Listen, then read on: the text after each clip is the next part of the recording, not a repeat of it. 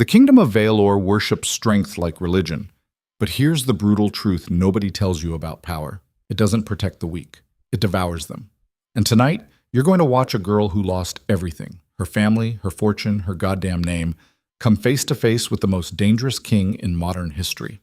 A man so feared that entire nations surrender at the rumor of his arrival. What happens when a broken servant meets a monster wearing a crown? Stay until the end to find out, smash that like button, and drop your city in the comments so I know my tribe is watching. The servant tunnels beneath Blackthorn Palace smelled like wet stone and old blood.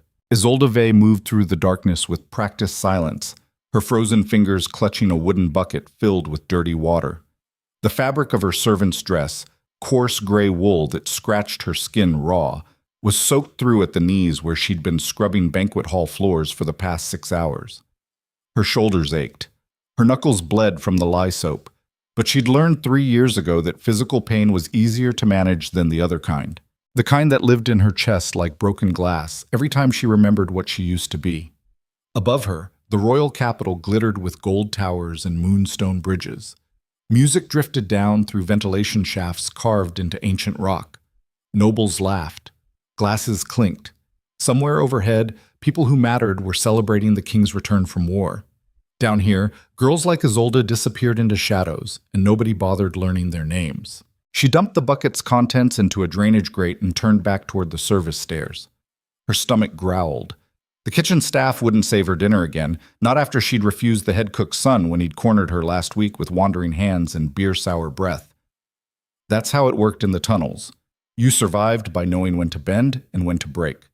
Isolde had bent too many times already. A guard's voice echoed down the corridor.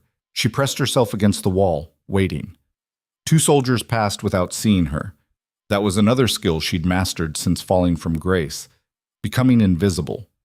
The nobles called her Gutter Wolf because she was small and quiet and easy to overlook, like something feral that survived by hiding in the spaces between civilization.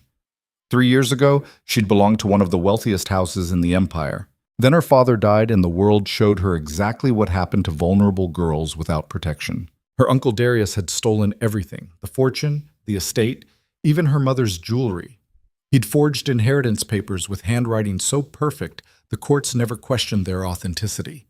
When Isolde tried to fight back, he'd simply looked at the magistrates with sorrowful eyes and called her mad with grief. Nobody defended her, not the courts, not the nobles who used to bow to her family name, not even the servants who once called her lady, because power doesn't protect the weak. It feeds on them.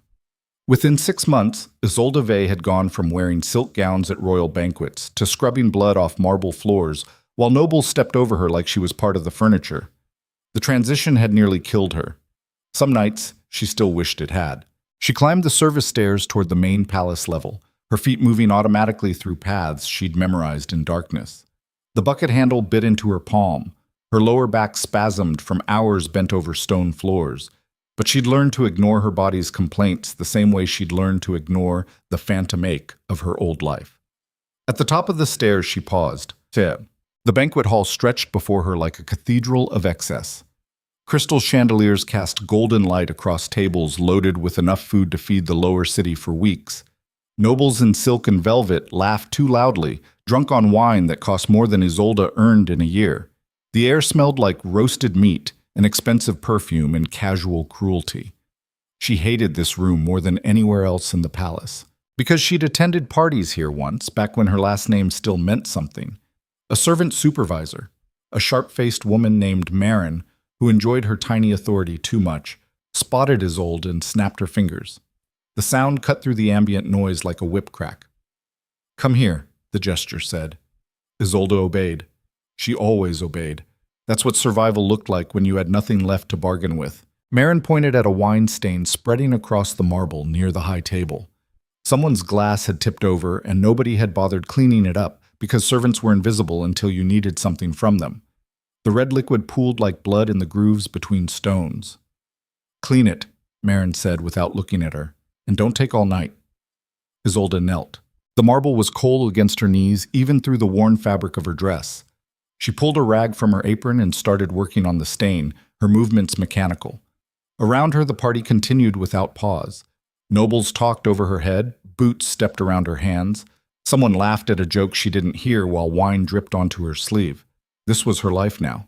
Invisible, disposable, forgotten. And the cruelest part was knowing she'd been trained for something better. Her mother had taught her 6 languages. Her tutors had educated her in history, mathematics, art. She'd been groomed to marry into royalty, to manage estates, to navigate political waters with grace. Now she used all that education to scrub floors more efficiently. A group of young nobles stumbled past, drunk and careless. One of them, a lord's son whose name she'd deliberately forgotten, kicked over her bucket. Dirty water spilled across the marble she'd just cleaned. His friends laughed. The sound was worse than the mess. "Oops," the lord's son said, not bothering to hide his grin. Isolde didn't look up. She'd learned that looking up only invited more abuse. Instead, she reached for her bucket with shaking hands and started cleaning the new mess. Her jaw ached from clenching her teeth. Her eyes burned, but she refused to cry because tears were a luxury she couldn't afford. Not here. Not where weakness became entertainment for people who'd never known real suffering. The nobles moved on, already forgetting her existence. And Isolde kept scrubbing. That's when the room changed. The shift was subtle at first, a drop in volume, a collective intake of breath. The laughter died away like someone had snuffed out a candle. Even the musicians faltered mid-song. Isolde felt the change more than saw it, the way animals sense storms before the first drops fall. Someone important had entered the hall. She risked a glance upward. King Lucien Mordane stood in the doorway, wearing a black military coat soaked with rainwater and what looked like dried blood. He was taller than she remembered, or maybe power made men seem larger than their actual height. His presence filled the room like wildfire, consuming oxygen and attention in equal measure. Dark hair fell across a face carved from brutal angles and old violence. His eyes swept the crowd with the kind of cold assessment that made generals nervous and enemies surrender. This was the Alpha King who'd spent the last 6 months crushing rebellions in the northern territories. The man whose reputation alone made entire nations reconsider their battle plans. The monster wearing a crown. Every noble in the hall immediately dropped into bows and curtsies. Isolde stayed frozen on her knees because servants didn't bow. They simply tried not to exist too loudly in the presence of royalty. "Your Majesty," someone said, "welcome home." The king didn't respond. His gaze moved across the room slowly, methodically, like he was cataloging every face for future reference. Isolde knew she should look away. Drawing royal attention was the fastest way to make your life exponentially worse.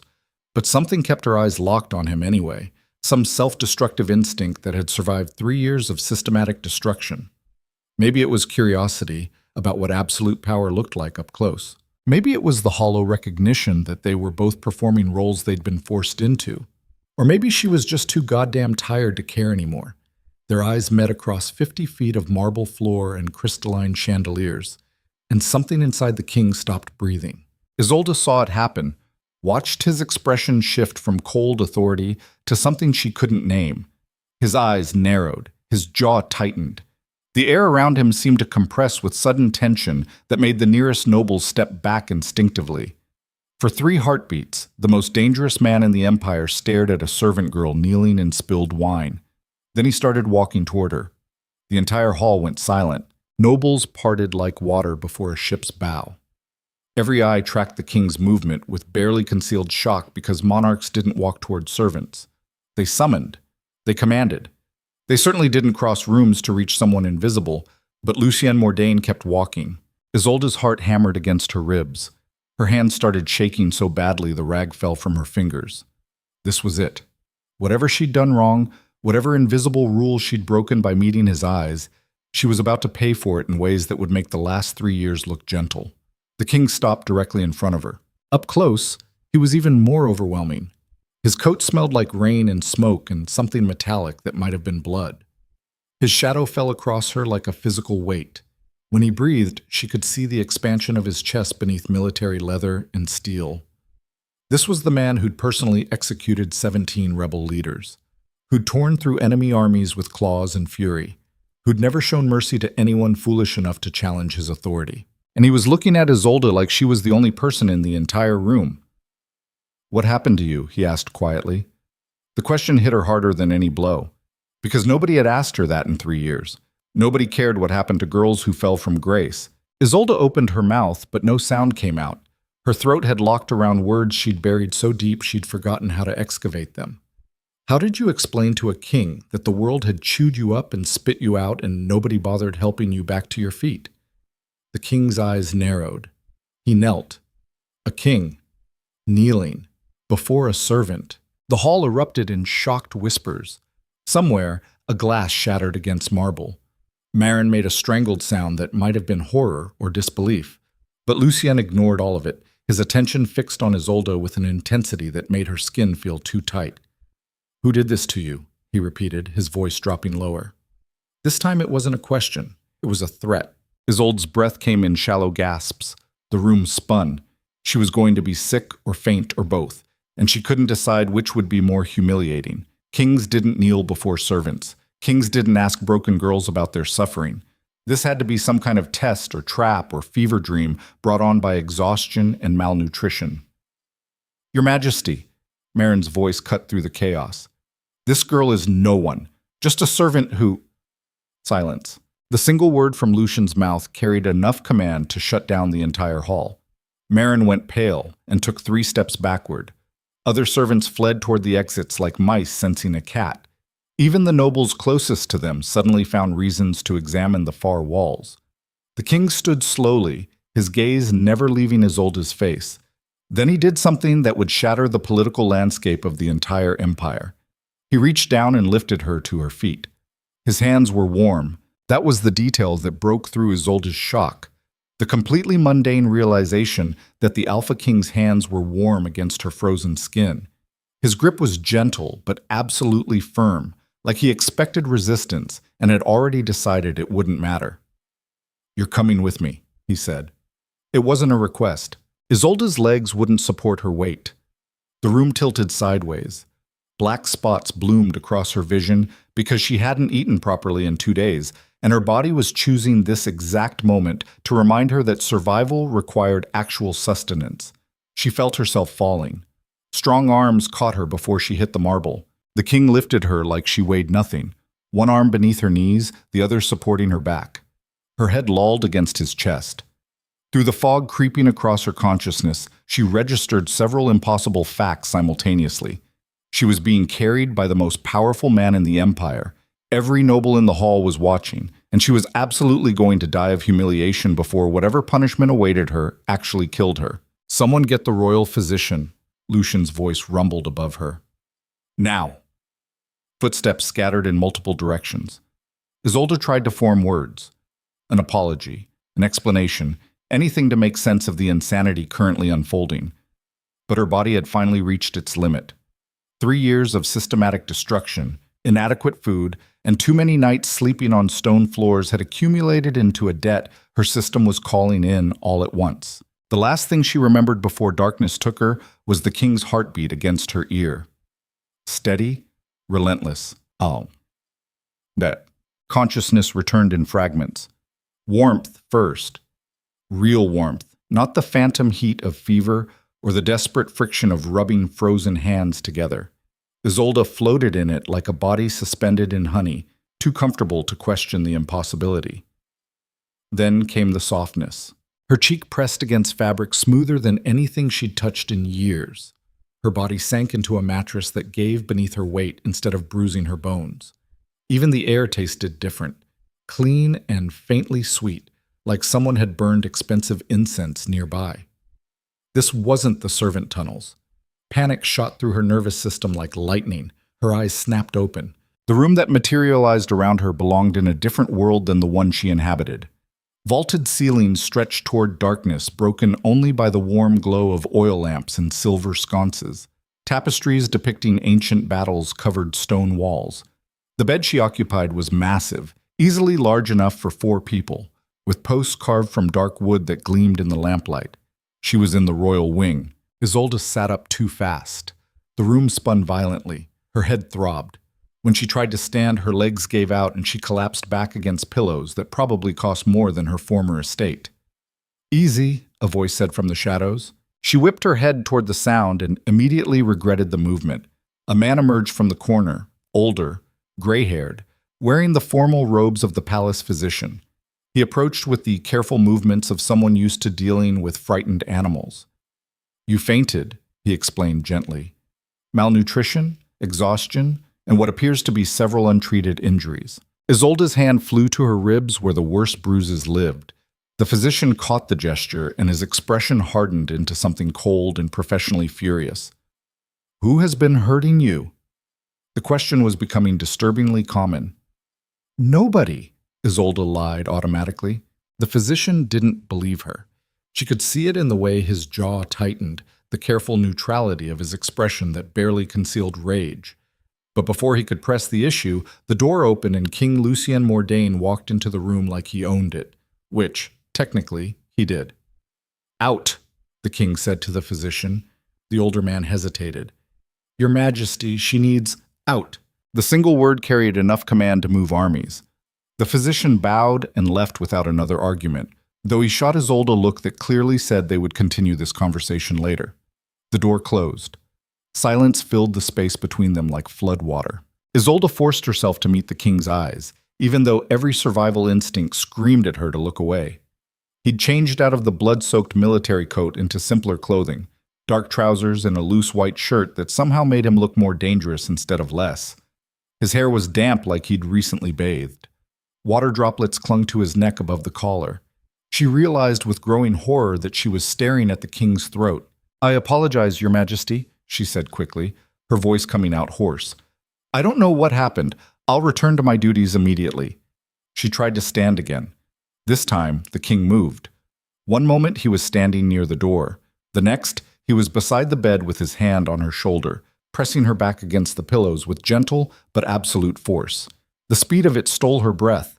She'd forgotten how fast alphas could move when they wanted to. "You're not going anywhere," Lucien said quietly. That's when Isolde noticed his eyes. They weren't quite human anymore. The iris had expanded, swallowing the white until his gaze looked more wolf than man. A low growl rumbled in his chest, not directed at her but at something she couldn't see. His fingers on her shoulder trembled with barely contained violence.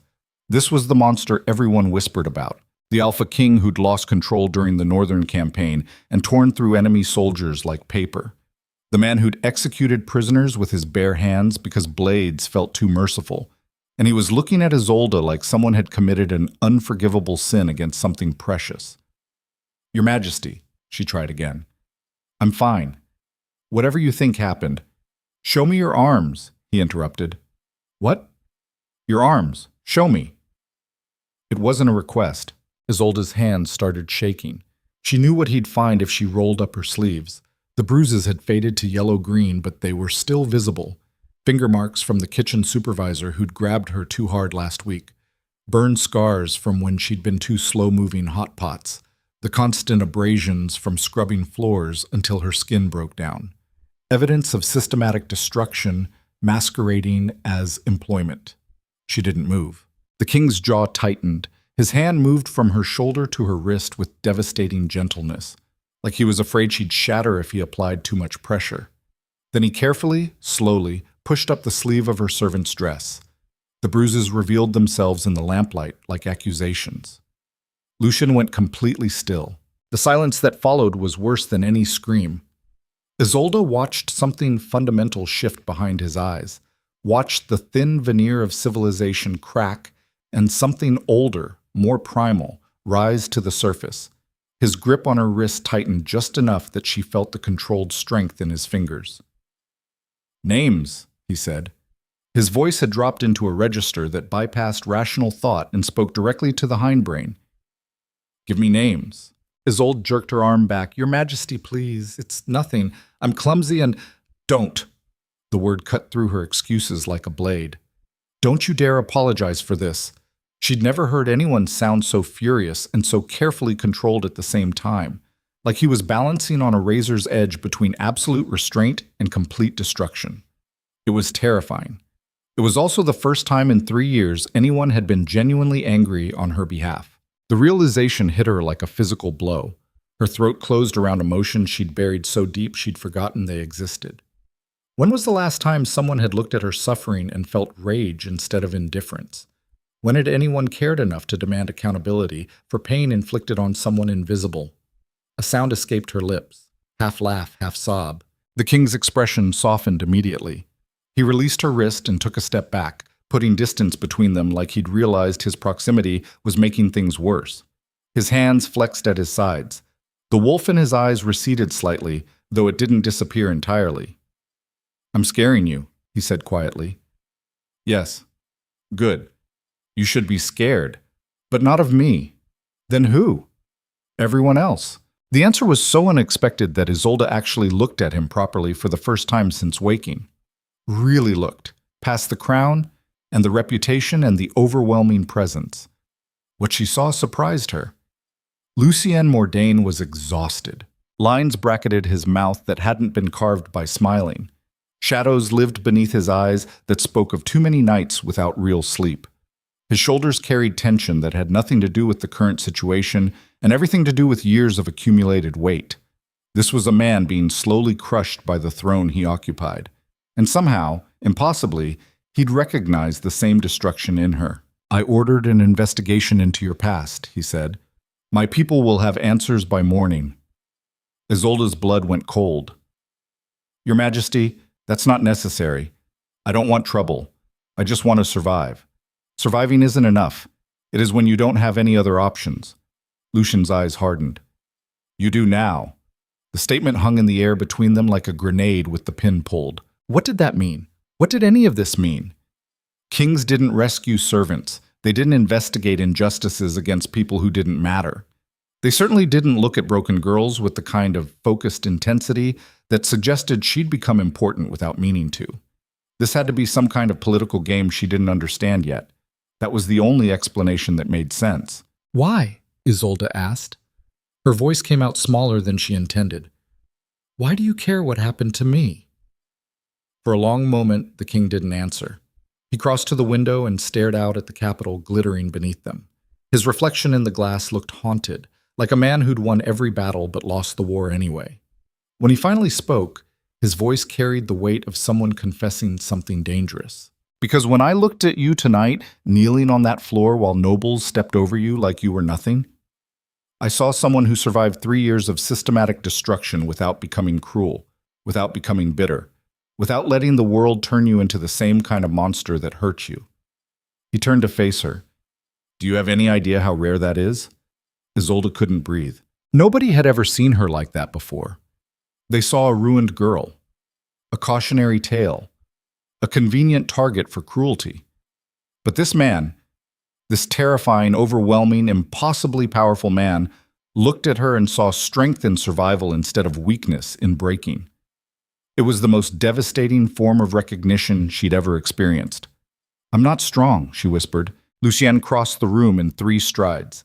He stopped close enough that she had to tilt her head back to maintain eye contact, close enough that she could see the gold flecks in his otherwise dark eyes. "You're still breathing," he said quietly. "After everything they did to you, you're still here, still fighting, still refusing to give up even when surrender would be easier." His hand rose slowly, giving her time to pull away. When she didn't, he touched her cheek with a gentleness that completely contradicted his reputation. "That's not weakness," he said. "That's the most terrifying kind of strength there is." Then he left, just walked out and closed the door behind him like he hadn't just detonated something fundamental in the architecture of her understanding. Isolde sat frozen in the massive bed, her cheek burning where he'd touched it, her mind spinning through implications she didn't want to examine too closely. Because the Alpha King had just claimed her survival mattered, and in the brutal politics of Vaelor, that made her either the most protected person in the Empire or the biggest target. Morning arrived with the investigation results and absolute chaos. Isolde woke to shouting in the corridor outside her room, raised voices, and rapid footsteps that suggested something had gone catastrophically wrong. She sat up carefully, her body still aching but less desperately than before. Someone had left fresh clothing on a chair near the bed, a simple dress in deep blue that was still several grades above anything she'd worn in years. She was pulling it on when the door burst open. A woman in royal administrative robes entered without knocking. her arms loaded with leather-bound documents. She was followed by two guards and what looked like a court scribe frantically taking notes. All of them had the pale, tight-lipped expression of people who'd discovered something unforgivable.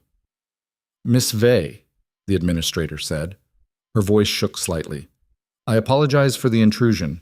His Majesty requested we brief you immediately on our findings." Isolde's stomach dropped.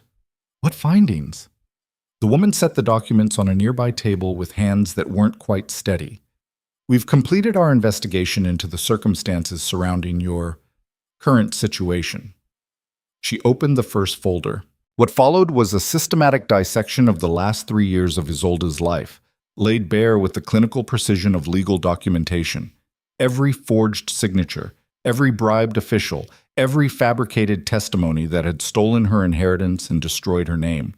Her uncle Darius had been even more thorough than she'd realized. He'd paid off magistrates to overlook inconsistencies in the inheritance documents.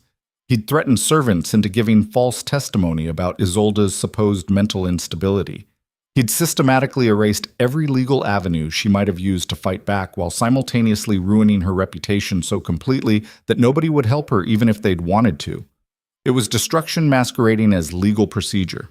And the Empire had let it happen because powerful men were easier to believe than powerless girls. The administrator's voice grew colder with each revelation. She'd clearly been personally offended by what the investigation had uncovered. By the time she finished outlining the full scope of Darius Vey's crimes, her hands were clenched into fists against the tabletop. "Furthermore," the woman continued, "we've documented 17 separate incidents of physical abuse against you while employed in palace service. The kitchen supervisor has been arrested. The guard captain who assaulted you last month has been stripped of rank pending trial. And the head servant who—" "Wait," Isolde interrupted. "Trial? What trial?" The administrator looked confused by the question. "The king has ordered full prosecution of everyone involved in your mistreatment, Miss Vey. Both the theft of your inheritance and the subsequent abuse while under palace employment constitute criminal offenses under imperial law." Isolde's mind went blank. This wasn't possible. People didn't prosecute nobles for stealing from orphaned girls. They didn't arrest palace staff for hurting servants. Those things happened every day across the Empire, and nobody cared because the victims didn't matter enough to warrant justice. But apparently, they mattered when the Alpha King decided they did. "His Majesty has also demanded your uncle appear before the royal court to answer formal charges," the administrator continued. "The summons was delivered an hour ago." Horror crashed through Isolde's nervous system. No, that can't happen. Darius has connections, political allies. If the king publicly humiliates him, then your uncle will face consequences for his actions, the administrator finished firmly. As he should have 3 years ago. You don't understand. Isolde stood on shaking legs. This will cause problems, political problems. I'm not worth... The door opened again. King Lucien Mordane entered like a storm front rolling across clear sky. He'd dressed formally today, all black leather and silver insignia that marked him as both warrior and monarch. His presence immediately dominated the room. Every person inside automatically straightened, their attention snapping to him with the kind of focus usually reserved for imminent violence. "Everyone out," he said quietly. The administrator and her entourage fled without argument. The door closed. Silence stretched between them like a wire pulled too tight. Isolde found her voice first. "Your Majesty, I appreciate what you're trying to do, but prosecuting my uncle will create enemies you don't need. The political fallout is my problem, not yours." She pushed forward anyway. "Darius has allies in the noble houses, friends in the military. If you publicly shame him, they'll push back. They'll question your judgment. They might even... Let them." The casual dismissal stunned her into silence. Lucien crossed to the window and stared out at the city awakening beneath them. Morning light cut sharp angles across his face, highlighting the brutal architecture of cheekbones and jaw. When he spoke again, his voice carried the weight of someone who'd made a decision and wouldn't be swayed. "I spent the last 6 months crushing rebellions in the north," he said. "Do you know what I learned?" Isolde shook her head mutely. "That most people are cowards. They follow strength because it's easier than following morality. They align themselves with powerful men, not because those men are right, but because they're convenient." He turned to face her. "Your uncle stole your entire life and nobody stopped him. Not because they couldn't, because they didn't want the inconvenience of defending someone powerless. His eyes hardened into something cold and absolutely certain. I'm going to teach this empire a very simple lesson. That power exists to protect the vulnerable, not exploit them. And anyone who mistakes my mercy for weakness will learn exactly how wrong they are. The statement landed like a declaration of war, because that's what this was, Isolde realized with growing horror. The Alpha King wasn't just prosecuting her uncle. He was using her case as a weapon against the entire corrupt system that had allowed her destruction in the first place. She'd become a symbol without meaning to, and symbols in political warfare tended to get people killed. "Your Majesty," she said carefully, "I'm grateful. Truly. But I'm not worth starting a war over." Lucien's expression shifted into something she couldn't read. He crossed the distance between them in 3 strides, stopped close enough that she had to tilt her head back to maintain eye contact. The intensity in his gaze made it hard to breathe. "Let me be very clear about something," he said quietly. "I have spent my entire life being told what matters. The crown matters. The empire matters. Political stability matters. But nobody ever mentions the people crushed beneath those priorities." His hand rose slowly to her face. This time she didn't pull away. "You matter, Isolde. Not because you're useful, not because you're convenient, but because you're a person who survived impossible odds and came out the other side still capable of kindness." His thumb brushed across her cheekbone with devastating gentleness. "So yes, you're worth going to war over." Then he left again before she could form a response. Isolde stood frozen in the center of the room, her cheek burning where he'd touched it, her entire understanding of the world tilting sideways. Because the most dangerous man in the empire had just declared that she mattered. And somewhere in the capital, her uncle was about to discover exactly what happened when you hurt someone the Alpha King had decided to protect. The war was coming, and Isolde Vey, the girl everyone had thrown away, was standing at the center of it, whether she wanted to be or not. The royal court assembled 3 days later like vultures gathering around something dying. Isolde stood in an antechamber off the main throne room, her hands shaking so badly she had to clasp them behind her back to hide the tremor. Through the heavy wooden doors, she could hear the murmur of hundreds of nobles settling into their seats.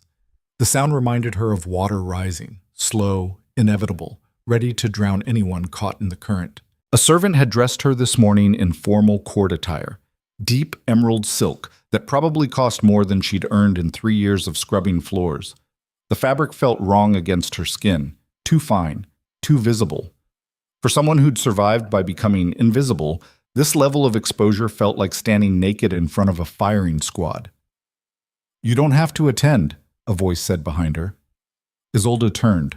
King Lucien stood in the doorway wearing full royal regalia, black and silver military dress with the imperial crown resting on dark hair like a weapon waiting to be deployed. He looked every inch the conqueror today, the kind of man who'd personally executed rebel leaders and slept fine afterward, but his eyes were gentle when they found hers. "Yes, I do," Isolde said quietly. "If I'm not there, they'll say I'm hiding, that I'm ashamed, that everything Darius claimed about my instability was true. Let them say it." She almost laughed. "Your Majesty, with respect, you can afford not to care what people think." "I can't." The king's jaw tightened. "You're under my protection now. Their opinions don't matter. Everything matters when you've spent 3 years being crushed by other people's opinions. You don't just stop caring because someone powerful decides you're worth defending. The fear lives in your bones. It becomes part of how you breathe." Lucien studied her face for a long moment. Then he crossed the antechamber and stopped close enough that she could smell leather and steel and something darker underneath, the scent of a predator who'd learned to wear civilization like uncomfortable clothing. "I know what they did to you," he said quietly. "The investigation documented everything.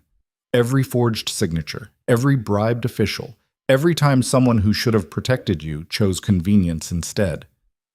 Isolde's throat closed. "So when you stand in that throne room today," the king continued, "I want you to remember something. You survived 3 years of systematic destruction.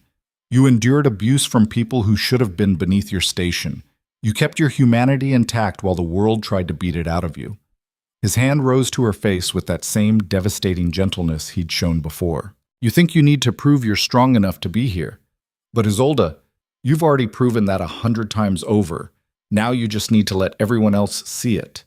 The words hit her like a physical blow, because nobody had ever looked at her suffering and seen strength instead of weakness. Nobody had ever suggested that survival itself was a form of victory worth celebrating. Before she could respond, a knock sounded at the door. "Your Majesty," a voice called. "The court is assembled." Lucien's hand fell away from her face. His expression shifted back into the cold mask of absolute authority that made generals nervous.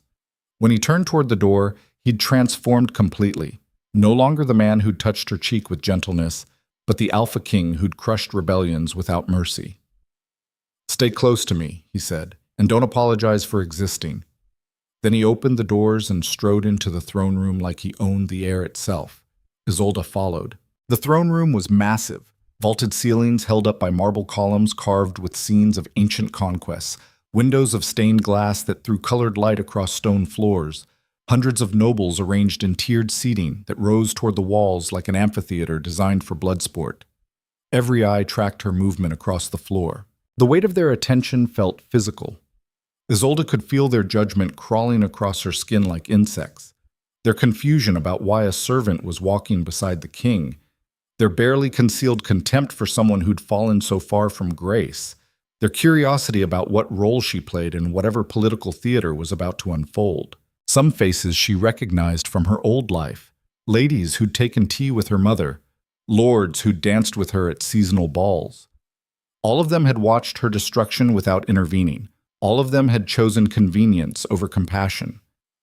Looking at them now felt like staring at a gallery of personal betrayals. The king's hand touched the small of her back, brief, steadying. Then he continued toward the throne with the kind of predatory grace that reminded everyone exactly how dangerous he was beneath the crown.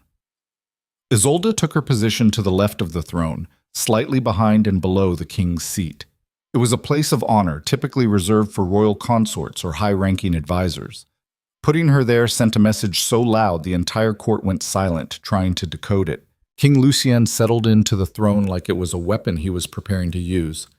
"Bring in Lord Darius Vey," he said quietly. The command echoed through the hall. Doors at the far end opened. Guards entered first, their formation precise and absolutely uncompromising. Between them walked a man Isolde hadn't seen in 3 years. Her uncle looked older than she remembered. Gray had crept into his temples. Lines bracketed his mouth that spoke of stress and poor sleep. But he still carried himself with the arrogant confidence of someone who'd never faced real consequences for anything. That confidence faltered when he saw Isolde standing beside the throne. His eyes widened, color drained from his face. For just a moment, genuine fear flickered across his expression before he locked it down behind aristocratic disdain. The guards positioned him in the center of the floor facing the king. Silence filled the throne room like water in a drowning man's lungs. Lucien didn't speak immediately. He let the quiet stretch until it became uncomfortable, until nobles shifted in their seats and Darius's hands clenched at his sides. The king understood power better than anyone, understood that sometimes the most devastating thing you could do was nothing at all. When he finally spoke, his voice carried across the hall with lethal clarity. "Lord Darius Vey, you stand accused of theft, fraud, forgery, and conspiracy to deny a rightful heir her legal inheritance. How do you answer?" Darius lifted his chin. "Not guilty, Your Majesty. These accusations are based on the confused testimony of a girl who suffered mental collapse after her father's death. I acted only to protect my family's interests when my niece became incapable of managing her own affairs." The lie was delivered with such practiced smoothness that Isolde almost believed it herself. That's what 3 years of isolation did to you.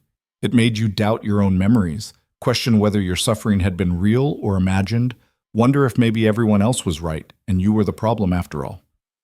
The king's expression didn't change. "Mental collapse," he repeated. "Is that what you're calling it?" Darius nodded. "It was tragic, Your Majesty, but necessary. Isolde became unstable after her father's death. Violent, irrational. I had no choice but to take control before she destroyed what remained of House Vey's reputation. More lies. Smooth, confident, absolutely convincing to anyone who didn't know better." Isolde felt the old familiar helplessness rising in her chest. the suffocating certainty that nobody would believe her over a powerful man with political connections and practiced words. The king leaned forward slightly. "Bring in the evidence," he said. 3 court officials entered carrying leather portfolios stuffed with documentation. They approached the throne and began laying out papers across a table positioned where the entire court could see. "Forged signatures," one official announced, "all dated within weeks of Lord Marcus Vey's death. Handwriting analysis confirms they were created by a professional forger employed by Lord Darius." Another official stepped forward. "Bribed testimony from palace magistrates. We have signed confessions from 4 officials who admitted accepting payment to overlook inconsistencies in the inheritance documents. Bank records showing the transfer of House Vey assets into accounts controlled by Lord Darius," the third official added, "executed before any legal review could take place." The evidence kept coming. Each new revelation hit Darius like a physical blow. Isolde watched the color drain from his face as the full scope of his crimes was laid bare before the entire court. There was no way to spin this. No clever words that could explain away 3 years of systematic theft and destruction. He'd been caught. And judging by the king's expression, mercy wasn't on the table. "Lord Darius," Lucien said quietly, "do you still claim innocence?" For a long moment, Darius didn't respond. Then something shifted in his expression, calculation replacing fear. He was a survivor, Isolde realized. A man who'd spent his entire life finding angles and exploiting weaknesses, and he'd just found his exit strategy. Darius turned to face the assembled nobles. "Your Majesty," he said loudly, "I will not deny that certain administrative irregularities occurred during the transfer of House Vey assets, but I acted with the support and approval of multiple noble houses who agreed that my niece was unfit to manage her inheritance." He gestured toward the tiered seating where several lords sat. "Lord Harveth witnessed her instability firsthand. Lady Merrick can testify to her erratic behavior. Duke Callahan himself recommended I take control before she ruined the family name." A murmur rippled through the crowd. Because Darius had just done something brilliant and absolutely ruthless. He'd implicated other nobles in his crimes, made them accomplices, given them a vested interest in his survival because if he fell, he'd drag them down with him. Isolde's stomach dropped. She watched understanding dawn across multiple faces in the audience. Powerful people realizing they'd just been threatened with exposure if they didn't back Darius's version of events. Political warfare at its finest. King Lucien's eyes narrowed. He understood the play immediately. Darius had just turned a criminal trial into a potential political crisis. If the king pushed too hard, multiple noble houses would push back. They'd close ranks to protect themselves. The whole thing could destabilize the court. Most rulers would back down at this point. Calculate that prosecuting one corrupt noble wasn't worth the political cost. Lucien Mordane was not most rulers. "Lord Harveth," the king said quietly, "please stand." A middle-aged nobleman in the 3rd tier rose slowly, his expression carefully neutral. "Did you witness Miss Vey's supposed instability?"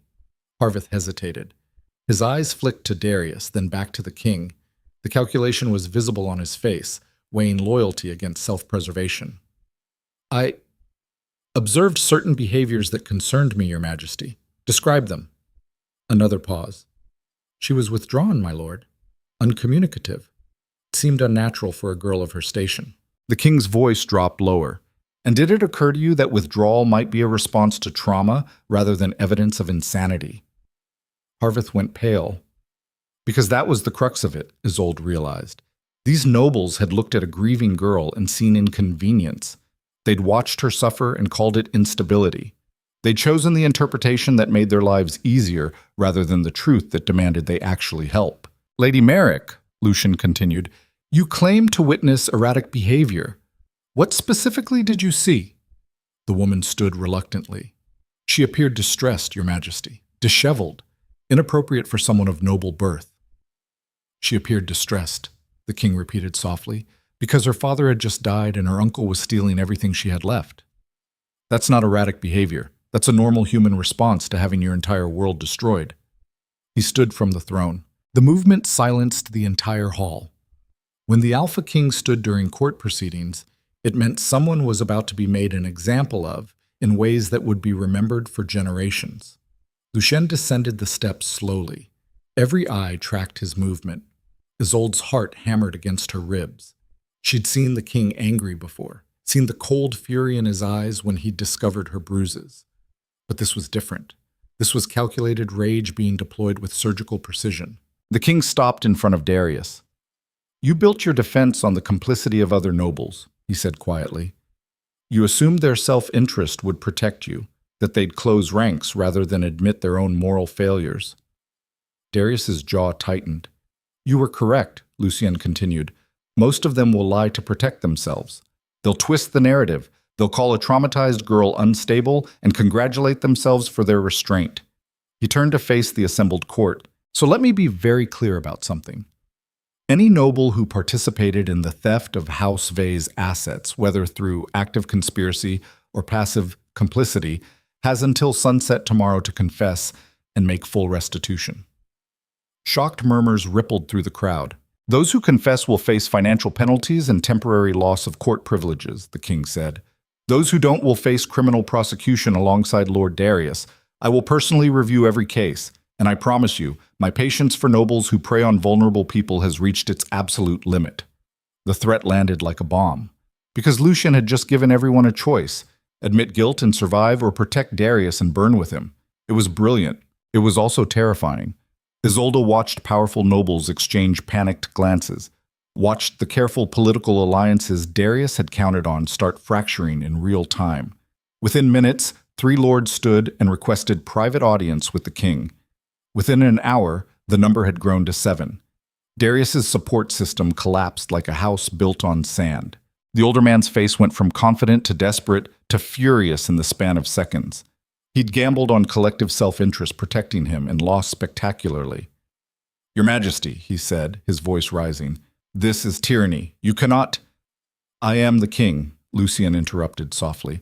"I can do whatever I deem necessary to protect my people from predators wearing aristocratic titles."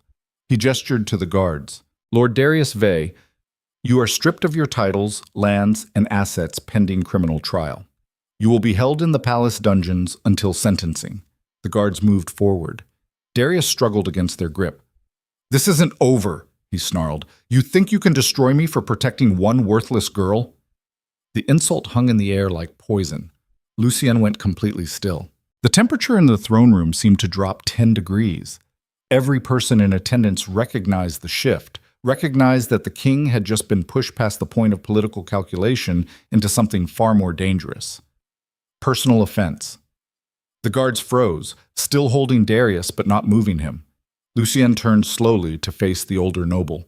When he spoke, his voice carried the kind of quiet menace that made hardened soldiers reconsider their life choices. "That worthless girl survived 3 years of abuse you inflicted while maintaining more grace and humanity than you've shown in your entire life. She endured systematic destruction without becoming the kind of monster who preys on orphaned children for profit." He stepped closer. "So yes, Lord Darius, I am destroying you for her. Because power exists to protect the vulnerable, not exploit them. And anyone who thinks otherwise has fundamentally misunderstood what it means to lead." The king's hand moved to the hilt of the ceremonial sword at his hip. "Take him away," he said quietly. "Before I forget, I'm supposed to be civilized." The guards dragged Darius toward the exit. The older man fought them the entire way, screaming accusations and threats that grew increasingly desperate. His voice echoed through the marble halls long after the doors closed behind him. Silence settled over the throne room like ash after a fire. Nobody moved. Nobody spoke. They just witnessed the Alpha King declare open war on the aristocratic system that had allowed Darius's crimes in the first place. Every noble in attendance understood they were being put on notice, that the old rules about who mattered and who didn't were being rewritten by someone who'd decided compassion was more important than convenience. It was revolutionary. It was also absolutely terrifying for anyone who'd benefited from the old system. Lucien turned back toward the throne. His eyes found Isolde's across the room. For just a moment, the cold mask slipped and she saw the man beneath, exhausted, furious, but also strangely vulnerable. He'd just made powerful enemies for her, started a political war that could destabilize his entire reign, and judging by his expression, he'd do it again without hesitation. "Court is adjourned," he said. The assembled nobles fled like water through broken stone. Within minutes, the throne room emptied until only Isolde and the king remained. The silence felt different now, charged with something she didn't have words for yet. Lucien descended the steps toward her slowly. "Are you all right?" he asked. The question was so absurd given what had just happened that Isolde actually laughed, a sound halfway between humor and hysteria that echoed in the empty hall. "You just destroyed a noble house for me," she said. "Started what could become a civil war. Made yourself targets for every corrupt aristocrat in the empire." She met his eyes. "So no, Your Majesty. I'm not all right. I'm terrified, because I don't understand why you'd risk everything for someone like me." "Someone like you," Lucien repeated quietly. "You mean someone who survived impossible odds without losing their humanity? I mean someone powerless, someone who can't offer you anything in return." The king closed the distance between them until he stood close enough that she could see the gold flecks in his dark eyes. "I spent my entire life being taught that power is the only thing that matters," he said, "that strength conquers everything, that mercy is weakness and compassion is a luxury leaders can't afford." His hand rose to her face. "Then I met you, and I realized I'd been lied to about what strength actually looks like." Isolde's breath caught. "You think you're powerless?" Lucien continued. "But you survived 3 years of systematic destruction and came out the other side still capable of kindness, still able to see people as human instead of obstacles. That's not powerlessness. That's the rarest form of strength there is." His thumb brushed across her cheekbone. "So yes, I'm risking everything for you, because you're worth it, because someone should have protected you 3 years ago and nobody did, and because looking at you makes me remember there's more to leadership than conquest and domination." The confession hit Isolde like a physical blow, because she suddenly understood what was actually happening here. The Alpha King wasn't just defending her. He was using her survival as a mirror to examine his own soul, questioning every lesson the crown had taught him about power and worth and what it meant to lead. She'd become his moral reckoning without meaning to. "Your Majesty," she whispered, "I don't know how to be what you need me to be." "Then don't be anything," he said quietly. "Just be yourself." "That's enough." Before she could respond, footsteps echoed in the corridor outside. A guard appeared in the doorway, his expression carefully neutral despite what he'd almost certainly interrupted. "Your Majesty, the council requests immediate audience regarding the court proceedings." Lucien's jaw tightened. He didn't release Isolde's face. "Tell them I'll be there shortly." The guard bowed and retreated. Alone again, the king studied Isolde's face like he was memorizing it for future reference. Then slowly, reluctantly, his hand fell away. "This is just beginning," he said. "The nobles will push back. Hard. They'll try to undermine you, discredit you, make you seem like a manipulative outsider who's corrupted my judgment." Isolde's stomach clenched. "Then maybe you should—" "Don't!" he interrupted. "Don't you dare suggest I abandon you to make things easier. I've watched this empire throw away valuable people for convenience my entire life. I'm not doing it anymore." He stepped back, already transitioning into the role of king again. "Stay in the royal wing," he said. "Don't go anywhere alone. And if anyone threatens you, anyone at all, you come to me immediately." It wasn't a request. Isolde nodded mutely. Lucien turned toward the exit, then paused. "One more thing," he said without looking back. "Yes, Your Majesty? Stop calling me that when we're alone. Then what should I call you?" "My name." And with that, he left. Isolde stood frozen in the empty throne room, her cheeks still burning where he'd touched her, her mind spinning through implications she wasn't ready to examine. Because the Alpha King had just claimed her as something more than a political statement. And in the brutal world of Vaelor's court, that made her either the most protected woman in the empire or the biggest target anyone had ever painted on themselves. Keats. The backlash began before sunset. Isolde retreated to her assigned chambers in the royal wing, a suite of rooms so luxurious they felt like a museum exhibit of wealth. Silk curtains, marble floors, windows overlooking gardens she'd once walked through as a noble daughter instead of a servant. Being back in this world felt surreal, like stepping into clothes that used to fit perfectly, but now hung wrong in ways she couldn't quite name. She was standing in the window watching torchlit gardens when someone knocked.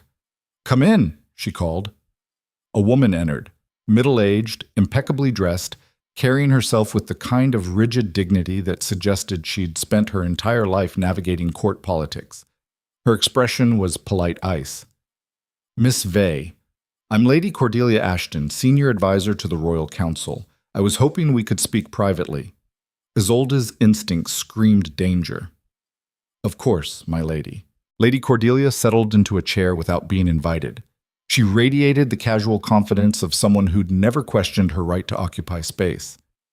"I want to be direct with you," she said. "What happened in court today has created significant political tension. Multiple noble houses are threatening to withdraw their support from the crown. Trade agreements are being reconsidered. Military alliances questioned." Isolde remained silent. "The king has made you a very public priority," Lady Cordelia continued, "and while I'm certain his intentions are noble, the practical reality is that you've become a lightning rod for discontent that could destabilize the entire empire." There it was. The polite threat dressed up as concern. "What are you suggesting, my lady?" Lady Cordelia's expression didn't change. "I'm suggesting that perhaps the most helpful thing you could do for His Majesty would be to quietly withdraw from court, retire to one of the royal estates in the countryside, accept a generous settlement, and allow the political situation to calm down. In other words, disappear, become invisible again, accept payment to stop being inconvenient." Isolde felt something cold and sharp settle in her chest. "With respect, Lady Cordelia, that sounds like you're asking me to sacrifice myself so powerful people don't have to face consequences for their actions." The older woman's eyes hardened. "I'm asking you to consider what's best for the empire rather than your personal grievances." "My personal grievances," Isolde repeated quietly. "Is that what we're calling systematic theft and 3 years of abuse now?" "This is exactly the kind of attitude that concerns me," Lady Cordelia said. "You're letting emotion cloud practical judgment. The king needs advisors who understand statecraft, not victims who—" She stopped, because Isolde had stood from her chair with an expression that made the older woman go silent mid-sentence. "Let me tell you what I understand about statecraft," Isolde said. Her voice came out colder than she'd known she was capable of. "I understand that people like you have spent generations teaching kings that some lives matter less than others, that vulnerable people are acceptable losses in the name of political stability."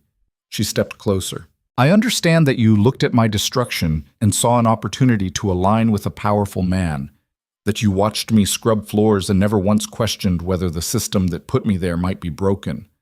Lady Cordelia stood. "Miss Vey, you're overwrought. I'm not finished." The command in Isolde's voice surprised both of them, because something had shifted inside her during that throne room confrontation. Some fundamental understanding about her own worth that made it impossible to accept dismissal quietly anymore. "You want me to disappear so everyone can go back to pretending the empire is just and fair?" Isolde continued. "So nobles can continue exploiting vulnerable people without facing consequences. So you can maintain the comfortable fiction that power is always right and suffering is always deserved." She met Lady Cordelia's eyes directly. "But I'm not disappearing. Not for your convenience. Not for political stability. Not for anything. I survived 3 years of hell because people like you chose convenience over compassion. And if my presence makes you uncomfortable, then maybe you should examine why that is." Lady Cordelia's face flushed with barely controlled rage. "You're making a mistake," she said quietly. "The king's protection won't last forever, and when it fades, you'll discover that women without allies don't survive long in this world. Then I'll deal with that when it happens." The older woman swept toward the door. "You think you're special because the Alpha King noticed you. But he's a man, and men grow bored of their fixations eventually. When he does, you'll have nothing but enemies." She paused in the doorway. "I hope you remember this conversation when that day comes." Then she left. Isolde stood frozen in the center of the room, her hands shaking, adrenaline flooding her system in waves. She'd just made an enemy of one of the most powerful women in court, and judging by Lady Cordelia's expression, the retaliation would be swift and absolutely merciless. Tums. She was still standing there when the king returned an hour later. Lucien entered without knocking, which should have been improper but somehow felt natural given everything else that had happened.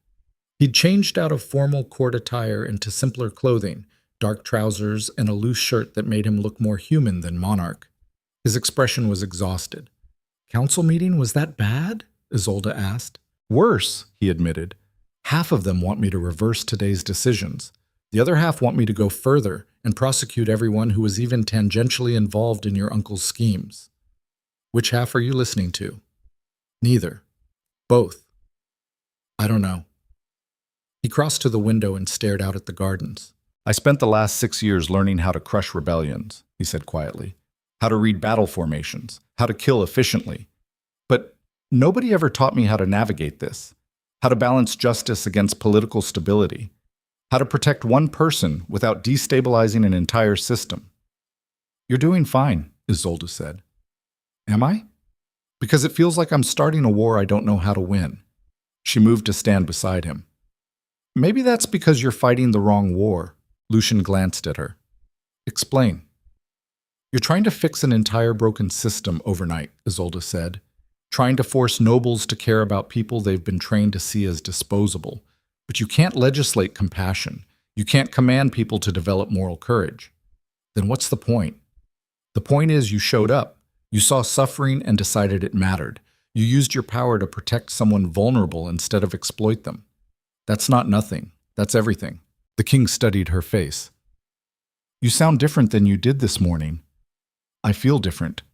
She thought about Lady Cordelia's threat, about Darius screaming in the throne room, about 3 years of learning to survive by making herself invisible. I spent so long believing I didn't matter, she continued, that my suffering was just an inconvenience everyone wanted me to get over quietly.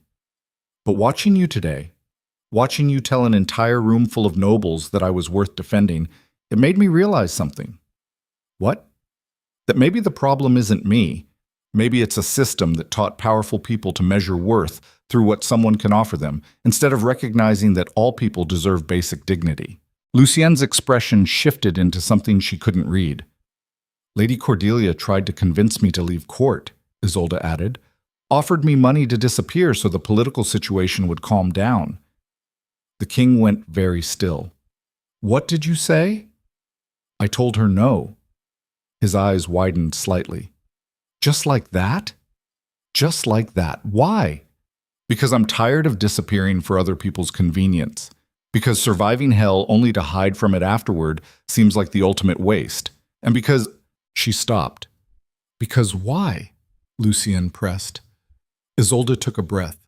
Because you risked everything to defend me, and the least I can do is be brave enough to accept that defense instead of running away from it. For a long moment, neither of them spoke. Then the king did something that changed everything. He reached for her hand. Not with the careful gentleness he'd shown before, but with absolute certainty, like he'd made a decision and wouldn't be talked out of it. I need to tell you something, he said quietly, and I need you to listen carefully. Isolde nodded mutely. When I saw you kneeling on that floor, Lucien continued, something inside me recognized you, not as a servant, not as a victim, but as something essential I didn't know I'd been looking for. His grip on her hand tightened. I don't know if it's fate or coincidence or just two broken people finding each other at the right moment. But I know that looking at you makes me want to be better than I am, makes me question every lesson the crown taught me about power and worth. He paused. The court is going to call this obsession. They'll say I'm blinded by infatuation or corrupted by manipulation. They'll try to separate us because your presence threatens the entire system they've built their power on. Isolde's heart hammered. What are you saying? I'm saying that I'm claiming you publicly, formally, in ways that make it impossible for anyone to dismiss you as a temporary fixation. Her breath caught. I'm saying that you're mine now, and I protect what's mine with everything I have.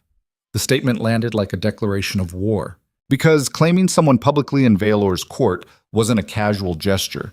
It was a binding commitment that carried political, social, and legal weight. It meant the king was making her untouchable, elevating her above every noble who'd watched her fall without helping. It also meant painting the biggest target imaginable on both their backs. Your Majesty, she whispered. Lucien, you can't. The political cost. I don't care. You should care. This could destroy you. Let it. The certainty in his voice stole her breath. I've spent my entire life being what the crown demanded, he said. Being ruthless, being cold, being the kind of king who prioritizes empire over humanity, and I'm tired of it. His free hand rose to her face. You make me remember what it's like to care about someone more than I care about maintaining power. And if that destroys me, then maybe I was already broken to begin with. Isolde couldn't speak, couldn't breathe, couldn't process what was happening except to understand that the most dangerous man in the Empire had just decided she was worth more than his throne. Tomorrow, Lucien said, I'm announcing our formal bond before the entire court. I'm elevating you to royal consort status. I'm making it clear that anyone who threatens you will face me personally. He leaned closer. So I need you to decide right now if you can handle that. Because once I do this, there's no going back. You'll be standing at the center of a political war whether you want to be or not. Isolde looked into his eyes and saw the truth there. He wasn't asking her to be strong enough for this. He was telling her he believed she already was. And somehow, that made all the difference. I'm scared, she admitted. Good. Fear means you understand the stakes. What if I'm not strong enough? You survived 3 years of hell without breaking, Lucien said quietly. You're strong enough for anything. Then his mouth was on hers, and the world stopped making sense. The kiss was nothing like the gentle touches he'd given her before. This was possession and promise and absolute certainty wrapped into physical contact that rewrote every assumption she'd made about her own worth. When they finally broke apart, Isolde was shaking. Tomorrow changes everything, the king said against her lips. I know. There's no going back. I know. You're mine now. The claim should have felt suffocating. Instead, it felt like freedom. Yes, Isolde whispered. I'm yours. And with those words, the girl everyone had thrown away became the most important person in the Empire. The point of no return had been crossed, and the war that would reshape an entire kingdom had finally, inevitably begun. The announcement came at dawn. Isolde woke to sunlight streaming through windows she'd forgotten to close, and the realization that everything was about to change in ways she couldn't take back. Her body ached in unfamiliar places, not from pain, but from the memory of the king's hands on her skin, his mouth against hers, the absolute certainty in his voice when he'd claimed her as his. You're mine now. The words echoed in her mind like a promise and a threat wrapped together. She dressed carefully in the formal gown palace servants had delivered before sunrise, deep crimson silk that marked her as royalty instead of staff. The fabric felt wrong against her skin, too fine, too visible. 3 years of survival had taught her that being noticed meant being hurt. Now she was about to be announced as the Alpha King's chosen consort before the entire empire. Maximum visibility, maximum vulnerability. A knock sounded at the door. Isolde's heart jumped. Come in. King Lucien entered wearing full ceremonial armor, black steel inlaid with silver that caught the morning light like a weapon waiting to be deployed. He looked every inch the conqueror today, the kind of man who'd personally crushed rebellions and slept fine afterward, but his eyes softened when they found hers. You look terrified, he said quietly. I am terrified. Good. It means you understand what we're walking into. He crossed the room and stopped close enough that she could smell leather and steel and something darker underneath, the scent of a predator who'd learned to wear civilization like uncomfortable clothing. The court will attack you today, he said.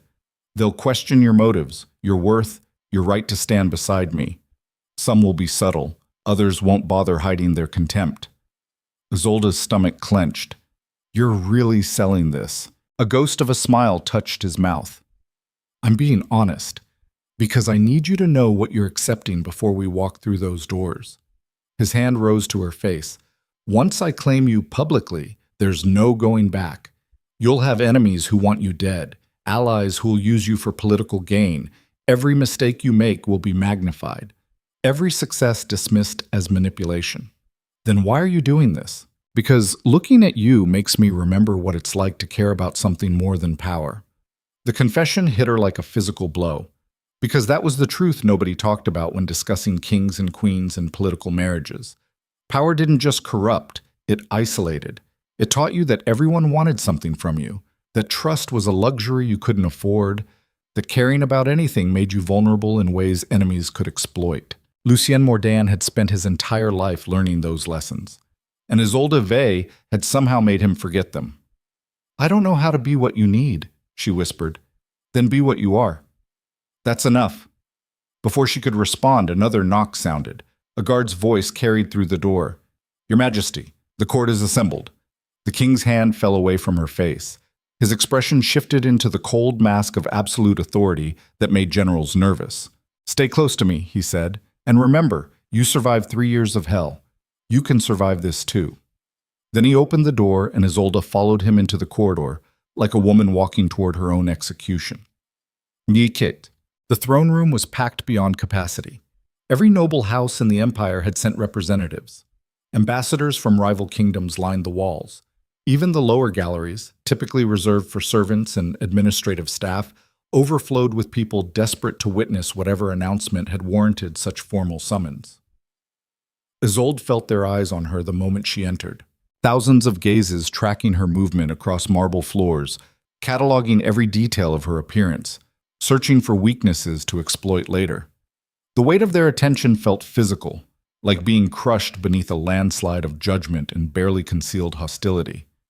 Some faces she recognized from 3 years ago. Ladies who'd ignored her when she'd fallen from grace. Lords who'd watched her uncle steal everything without intervening. All of them had chosen convenience over compassion. Now they'd have to watch her rise higher than they'd ever imagined possible.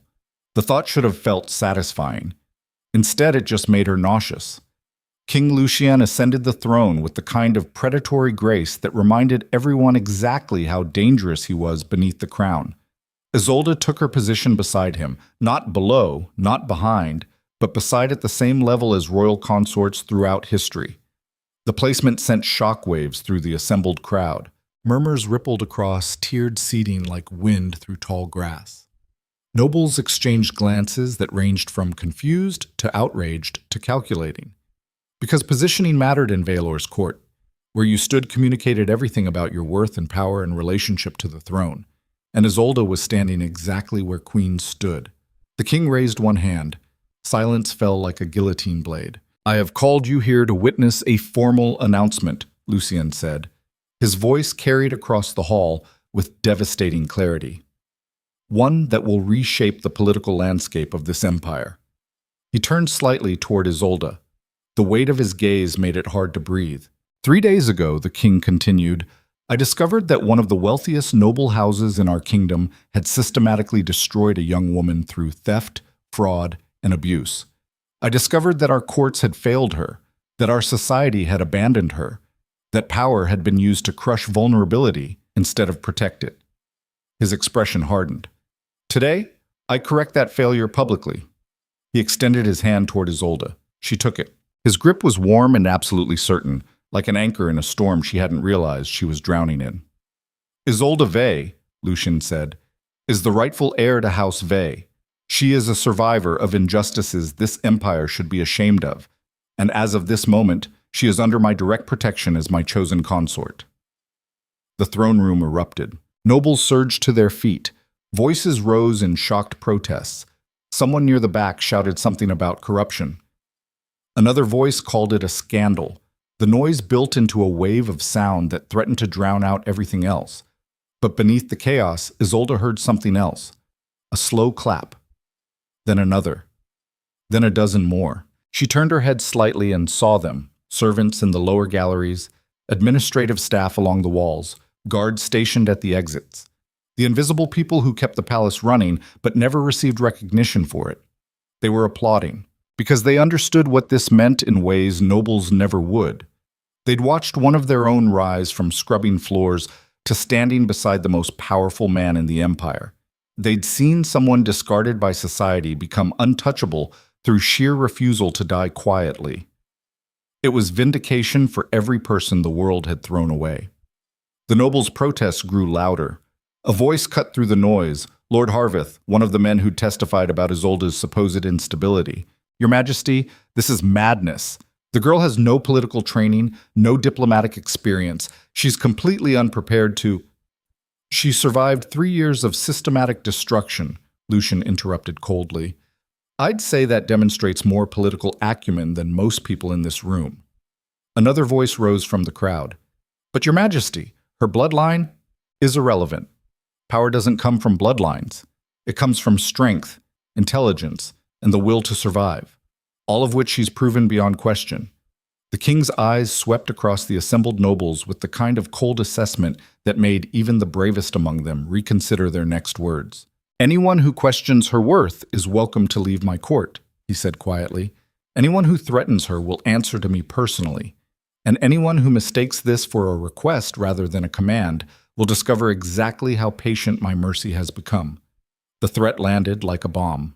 Because everyone understood what the Alpha King was really saying, that defending Isolde had become his personal crusade, that attacking her meant declaring war on him, that the old rules about who mattered and who didn't were being rewritten by someone who'd decided compassion was more important than political convenience. Silence fell again, but this time it carried the weight of barely suppressed rage instead of shock.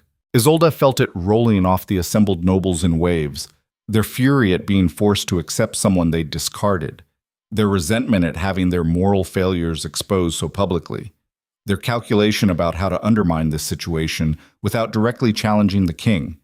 She'd just become the most hated woman in the empire. And judging by the cold satisfaction in some faces, the retaliation would be swift and absolutely merciless. The first attack came 6 hours later. Isolde was walking through the royal gardens with 2 guards the king had assigned for her protection.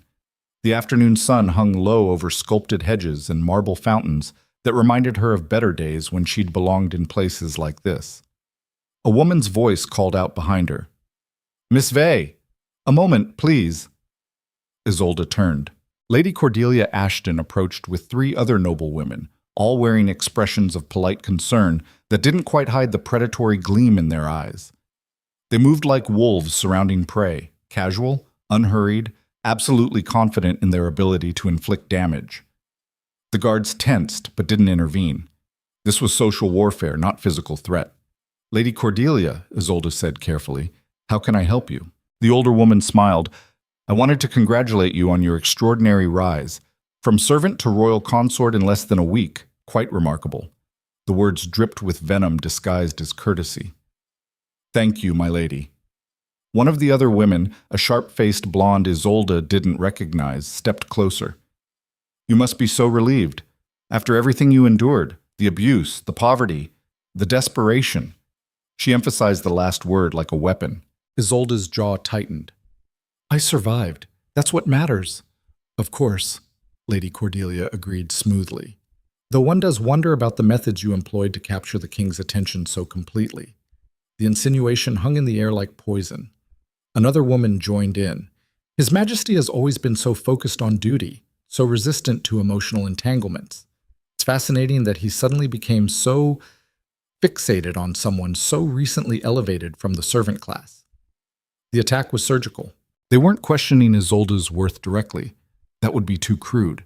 Instead, they were planting seeds of doubt about her methods, her motives, her right to occupy the position she'd been given, suggesting without quite saying that she'd manipulated the king through seduction or deception.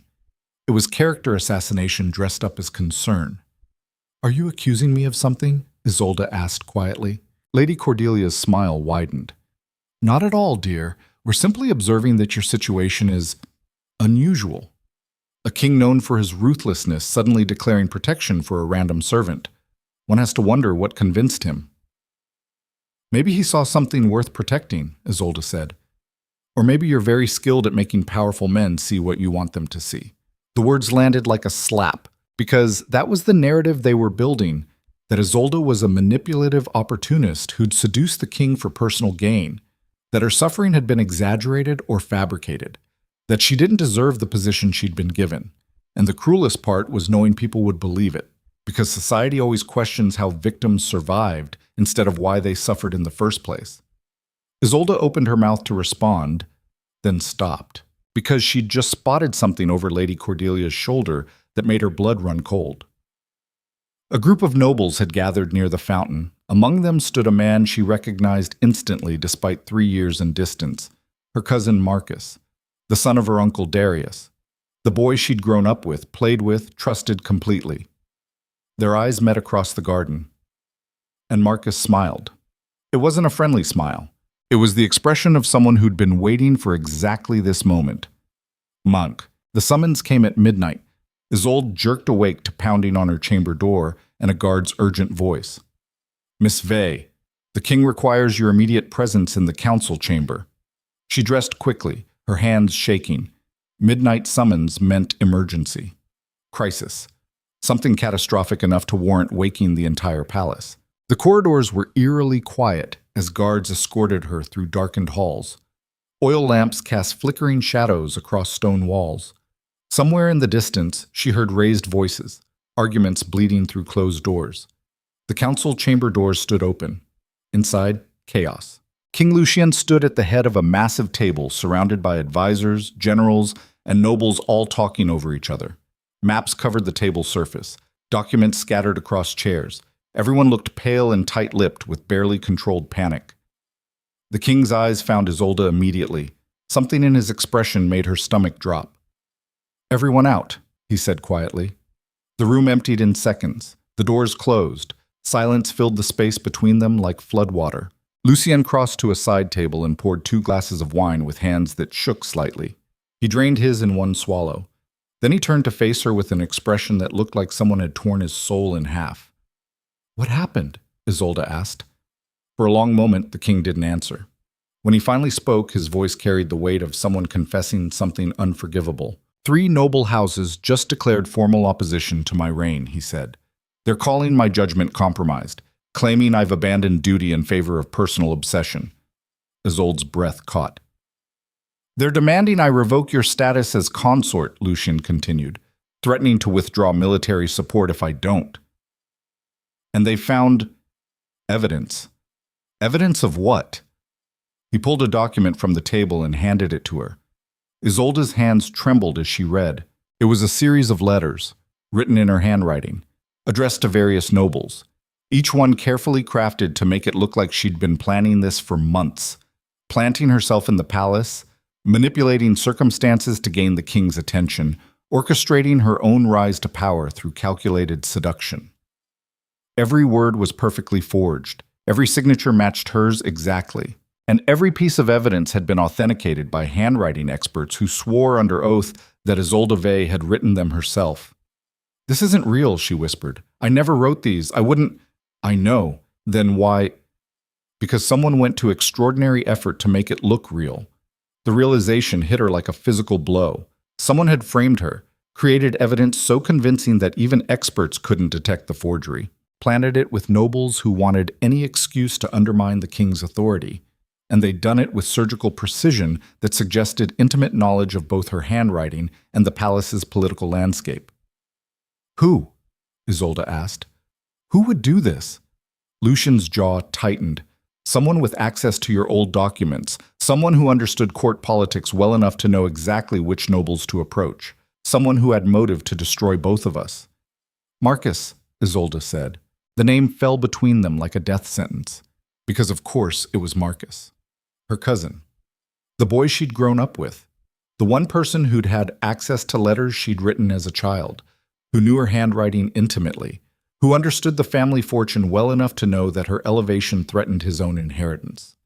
He'd been planning this since the moment the king had announced her status, waiting for exactly the right moment to detonate a bomb that would destroy everything. "The nobles are demanding a formal inquiry," Lucien said. "They want you questioned under oath. Want access to your correspondence, want proof that you didn't manipulate me." "And if I can't provide that proof?" His expression answered before his words did. "Then they'll force me to choose between you and political stability." The statement landed like a death sentence, because Isolde suddenly understood the trap Marcus had built. The forged letters were convincing enough that she couldn't simply deny them. Any defense she mounted would look like a guilty person scrambling to cover their tracks. And the nobles demanding inquiry didn't actually care about truth. They cared about having a weapon to force the king's hand. If Lucien chose her, he'd face rebellion. If he abandoned her, he'd prove that power always chose convenience over compassion. Exactly what he'd sworn to fight against. It was a no-win scenario engineered by someone who understood them both too well. "What are you going to do?" Isolde asked. The king's hands clenched into fists. "I don't know." The admission was devastating, because this was the Alpha King who'd crushed armies and executed rebels without hesitation. The man who'd publicly humiliated nobles and rewritten court precedent for her. And now he stood frozen by a choice that would define everything about who he actually was beneath the crown. Isolde felt something cold settle in her chest, a terrible clarity about what needed to happen next. "You have to let me go," she said quietly. Lucien's head snapped up. "What?" "The inquiry, the investigation, all of it. You have to publicly distance yourself from me until this is resolved." "Absolutely not. If you don't, they'll call it proof of corruption. They'll say you're so obsessed you can't see reason. It'll give them exactly the ammunition they need to challenge your authority." "I don't care. You should care. You're the king. The Empire needs you stable and strong, not distracted by defending someone who, Don't!" His voice cut through her words like a blade. "Don't you dare finish that sentence." He crossed to her in 3 strides. "I spent my entire life being what the crown demanded," he said. "Being ruthless, being cold, sacrificing personal desires for political necessity, and I'm done with it." His hands framed her face with devastating gentleness. "You think I don't know this is a trap? That I don't understand they're forcing me to choose? But here's what they failed to calculate. I already chose. The moment I saw you kneeling on that floor, the moment I decided you mattered more than maintaining comfortable lies. Lucien, please, I'm not abandoning you. Not for political stability, not for anything. Even if it costs you everything, especially then." The certainty in his voice broke something fundamental inside her. Because Isolde had spent 3 years learning that nobody protected vulnerable people when it became inconvenient. That power always chose self-preservation over compassion. That survival meant accepting you'd always be disposable to people who mattered more. And here was the most powerful man in the Empire telling her she was worth destroying himself over. It was the most devastating form of love she'd ever experienced, but it was also unsustainable. A knock sounded at the door. "Your Majesty," a guard called. "Lord Harveth requests urgent audience." Lucien's expression hardened. "Tell him to wait." "He says it cannot wait, Your Majesty. He has additional evidence regarding Miss Vey." The king's hands fell away from Isolde's face. He crossed to the door and jerked it open. The guard handed him a leather portfolio. Lucien opened it right there in the doorway, his eyes scanning whatever documents lay inside. Isolde watched color drain from his face, watched his jaw clench with barely controlled fury, watched something fundamental shift behind his eyes that suggested whatever he'd just seen changed everything. He turned back toward her slowly, and the expression on his face made her blood run cold. "Is it true?" he asked quietly. "Is what true? Did you write to Lord Harveth 3 months ago asking for financial assistance in exchange for information about palace security?" "What? No. I never..." "Because they have a letter with your signature, dated months before I found you, asking for money to help you escape the servant tunnels." Isolde's mind went blank. "That's impossible. I didn't know Lord Harveth. I wouldn't..." "Then explain this." He showed her the document. It was her handwriting, her signature. A letter she absolutely did not remember writing, asking a noble for money in exchange for insider information about palace layouts and guard rotations. Exactly the kind of thing someone planning to manipulate the king would do. Exactly the kind of evidence that made every defense she could mount look like a lie. "I don't understand," she whispered. "I never wrote this. Someone's framing me, but I don't know how they..." "Stop." The single word from Lucien's mouth carried enough command to shut down entire armies. He looked at her with an expression she'd never seen before. Doubt. "Your Majesty," Isolde tried, "you have to believe me. I would never..." "I want to believe you," he interrupted. "But the evidence keeps mounting. The handwriting experts swear these are authentic. The dates predate our meeting, and now there's documented proof you were soliciting nobles for money months ago." His voice dropped lower. "So either you're the victim of an impossibly sophisticated frame job, or have been manipulated by someone extremely skilled at making powerful men see what they want to see." The accusation landed like a blade between her ribs. Because that's what Marcus's trap had been designed to do. Create enough doubt that even the king would question whether Isolde had played him from the beginning. "You don't trust me," she said quietly. It wasn't a question. Lucien's jaw tightened. "I don't know what to trust anymore." The admission shattered something fundamental in the architecture of her soul, because she'd survived 3 years of hell by refusing to hope for rescue, by accepting that nobody cared enough to defend her, by learning that vulnerability only invited more abuse. Then Lucien had appeared and made her believe different, made her think maybe one person in the world saw her value, made her hope that suffering didn't have to be permanent. And now he was looking at her like she might be the enemy after all. "I need time," the king said, "to sort through the evidence, to understand what's real and what's fabricated. You need time to decide if I'm worth defending. That's not... It is exactly what you're saying." Isolde stepped back, away from him, away from the proximity that had felt like safety and now felt like a trap closing around her throat. "You told me I mattered," she said. "You stood in front of the entire empire and claimed I was worth protecting. But the moment protecting me became inconvenient, you started questioning whether I deserved it. That's not fair. Nothing about this is fair," her voice cracked. "I survived 3 years of people choosing convenience over compassion, 3 years of being told my suffering didn't matter. And I was starting to believe maybe one person saw me differently. Maybe one person would choose me even when it was hard." Tears burned in her eyes, but she refused to let them fall. "But you're just like everyone else," she whispered. "You only cared when it was easy, when defending me made you look noble. But the second it threatened your power, you started looking for reasons to doubt me.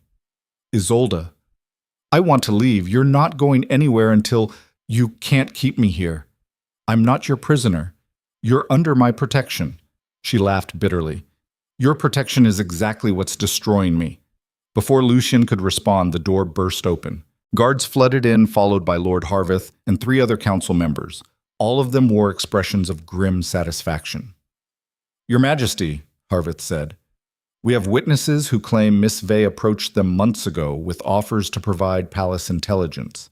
We also have bank records showing deposits into accounts associated with her former household." He turned to Isolde. "Miss Vey, you are hereby detained pending formal investigation into charges of conspiracy, manipulation, and treason against the crown." 2 guards moved toward her. Isolde's breath stopped. This was it. The moment everything collapsed completely. She'd been framed so thoroughly that even the man who'd claimed to protect her couldn't see through it. Her eyes found Lucien's across the room. "Please," she whispered. "You know me. You know I wouldn't..." The king's expression was carved from stone. "Take her to the holding chambers," he said quietly, "until the investigation concludes." The guard seized her arms, and Isolde understood with devastating clarity that she'd made a fundamental mistake. She'd allowed herself to hope. She'd believed that surviving hell made her strong enough to withstand anything else. But she'd forgotten the most brutal lesson life had ever taught her. That power always chooses self-preservation over compassion. That nobody protects vulnerable people when it stops being convenient. That girls who fall from grace don't get rescued, they just fall further. The guards dragged her toward the exit. She didn't fight, didn't scream, didn't beg, because she'd survived 3 years of systematic destruction by learning when resistance was futile. And right now, resistance would only prove she was exactly what they accused her of being. The last thing she saw before the doors closed was King Lucien Mordane standing alone in his council chamber, looking like a man who'd just chosen power over the one person who'd made him want to be better than his crown demanded. And Isolde Vey, the girl who'd survived impossible odds, finally understood the cruelest truth of all, that sometimes surviving wasn't enough. Sometimes the world broke you anyway. And this time, there was nobody left to pick up the pieces. The holding chamber was cold, not the bitter cold of winter or the sharp sting of frozen water against skin. This was the kind of cold that lived in stone walls built specifically to break people who'd forgotten their place in the world's hierarchy. Isolde sat on a narrow bench in darkness, broken only by lamplight bleeding under the door, her wrists still aching where guards had gripped too hard, her mind spinning through the wreckage of everything that had just collapsed. 3 hours ago, she'd stood beside a king who'd claimed she was worth protecting. Now she sat alone in a cell designed for criminals. The shift had happened so fast her body hadn't caught up yet. Her nervous system still expected rescue, still believed someone would realize the accusations were fabricated and come apologize for the misunderstanding. But that kind of hope was a luxury she couldn't afford anymore. She'd learned that lesson once before when her uncle had stolen everything. Had spent 3 years teaching herself that survival meant accepting. Nobody cared enough to defend you when it became inconvenient.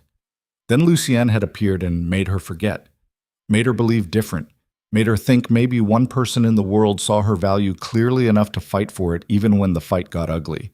And she'd been catastrophically wrong. The realization didn't hurt as much as she'd expected. Maybe because part of her had been waiting for this betrayal since the moment he'd first touched her face with gentleness.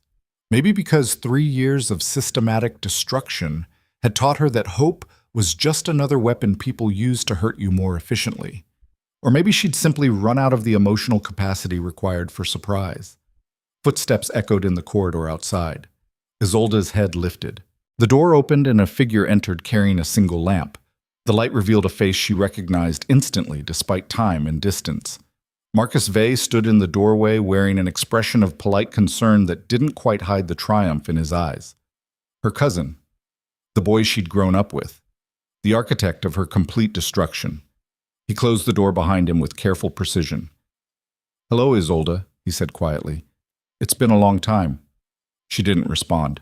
Marcus crossed to stand near the bench, close enough that she could see him clearly in the lamplight.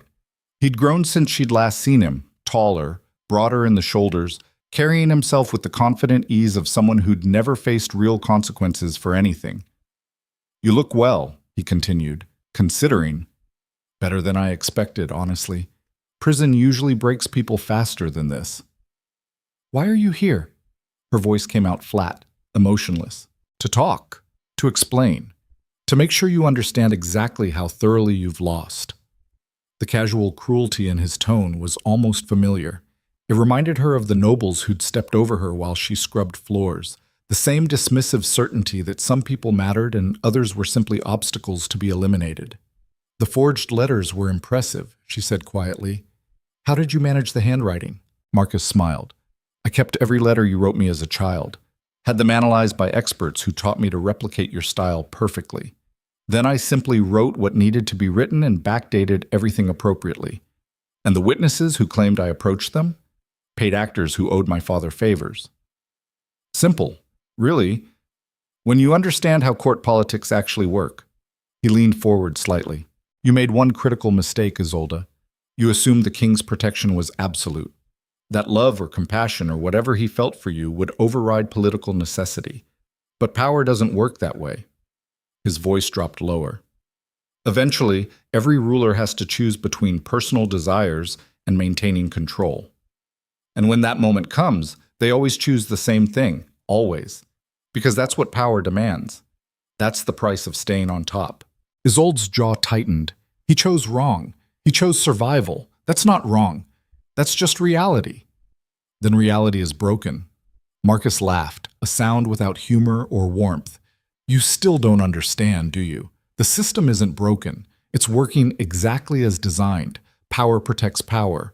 Vulnerability gets crushed. And people like you who forget their place get reminded that survival requires knowing when you're outmatched." He stood and moved toward the door.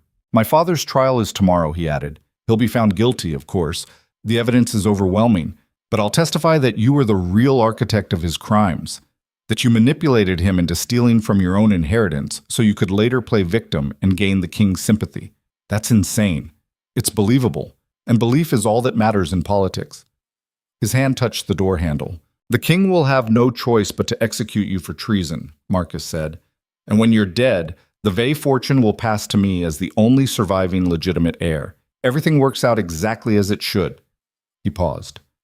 "I almost feel bad for you.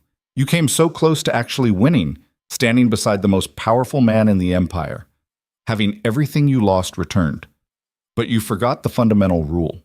"What rule?" "That no one person is worth destabilizing an entire kingdom over, not even to an alpha king who claims to care." He opened the door. "Goodbye, cousin. I'd say I'm sorry, but we both know that would be a lie." Then he left.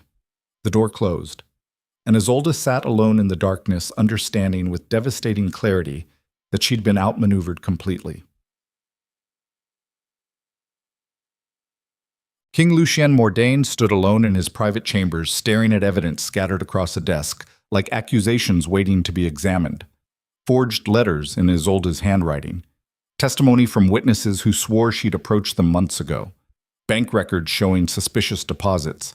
All of it perfectly calibrated to create exactly enough doubt to make defending her look like obsession instead of justice. His hands clenched into fists. The door opened without warning. Vera entered, his head of intelligence, a sharp-eyed woman who'd spent 20 years uncovering conspiracies before they could breathe. She carried a leather portfolio that looked like it contained either salvation or condemnation. Your Majesty, I have the results of the handwriting analysis you requested. And? Vera hesitated. The letters are authentic, my lord. Every expert we consulted confirmed the handwriting matches Miss Vey's documented samples. If they're forgeries, they're beyond anything we've encountered before. Lucien's jaw tightened. What about the witnesses? Their stories are consistent, corroborated by multiple independent sources. And several have no apparent connection to Lord Darius or his family. Someone paid them, the king said. If so, they hid the payments extraordinarily well. We found no suspicious transactions, no evidence of coercion or bribery. She paused. Your Majesty, I need to be direct with you. The Council is demanding immediate action. If you delay, they'll claim you're unable to rule objectively, that your judgment has been corrupted beyond repair. And if I execute her? Then you demonstrate that no one is above accountability, that even someone under royal protection faces justice when evidence warrants it. Vera's expression remained carefully neutral. It would also eliminate the political crisis before it destabilizes your reign. Lucien turned to face her. You're telling me to kill an innocent woman for political convenience. I'm telling you that innocence is subjective when evidence says otherwise, and that kings who prioritize personal feelings over imperial stability don't remain kings very long. The brutal honesty was exactly why he'd appointed Vera to this position. She'd never told him comfortable lies, never pretended ruling was anything other than a series of terrible choices between bad options and worse ones. And right now, she was telling him the Empire required Isolde's death. Get out, Lucien said quietly. Your Majesty. Now. Vera bowed and left without argument. Alone again, the king stared at the evidence covering his desk and felt something fundamental cracking inside his chest. Because here was the truth nobody talked about when discussing power and leadership and the weight of crowns. Every ruler eventually reached a point where maintaining authority required sacrificing what they loved most, where protecting the empire meant destroying the one thing that made ruling feel like anything other than endless violence dressed up as duty. He'd spent 6 months crushing rebellions in the north, had personally executed 17 rebel leaders, had learned to sleep fine after ordering deaths that were necessary for political stability. But this was different. This was being forced to choose between a woman who'd survived impossible odds without losing her humanity, and an empire that demanded he prove loyalty to power over compassion. There were no good options, no clever political maneuvers that would save both Isolde and his reign. Just the brutal reality that sometimes leadership meant becoming exactly the kind of monster you'd sworn never to be. A sound from the balcony made him turn. The curtain moved in wind that shouldn't have reached this high. Then a figure stepped through the doorway. Isolde Vey stood on his balcony wearing servant's clothing and an expression that looked like someone who'd walked through hell and come out the other side with nothing left to lose. Lucien's breath stopped. How did you... Does it matter? Her voice came out steady despite the way her hands shook. I needed to see you before tomorrow, before the trial, before you make a choice you can't take back. The king's mind spun through implications. She'd escaped, had somehow gotten out of a holding cell designed to be impossible to leave, had navigated through palace security and scaled the exterior wall to reach his private chambers. It was insane. It was also exactly what someone desperate enough would do when they had nothing left to lose. Guards, he called. Isolde didn't move. Go ahead, call them. Have me dragged back to that cell. But you'll do it after listening to what I came here to say. I don't... You owe me that much, she interrupted, after claiming I was worth protecting. After standing in front of the entire empire and declaring I mattered, you owe me the courtesy of looking me in the eyes while you decide to kill me. The accusation hit him like a blade between the ribs, because she was right. He'd made promises, had declared publicly that she was worth defending even when defending her threatened everything, had told her she mattered not because of what she could offer, but because surviving hell without becoming cruel was its own form of extraordinary strength. And then the moment protecting her became politically inconvenient, he'd locked her away and started looking for reasons to doubt her. Exactly what everyone else had always done. Exactly what he'd sworn never to become. The king's hand fell away from the door. 5 minutes, he said quietly. Then I'm calling the guards, whether you're finished or not. Isolde stepped fully into the room. Up close, she looked worse than he'd realized. Exhausted, hollow around the eyes, moving with the careful precision of someone whose body was running on pure willpower instead of actual strength. But her gaze was steady when it met his. I didn't write those letters, she said. I didn't approach nobles for money. I didn't manipulate you or anyone else. Everything Marcus created was designed to make you doubt me at exactly the moment when doubt would destroy us both. I know, Lucien said quietly. Her eyes widened. What? I know it's a frame job.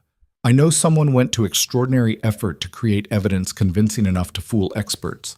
I know the trap was designed to force me into an impossible choice. Then why? Because knowing something and proving it are entirely different problems. He gestured at the documents covering his desk.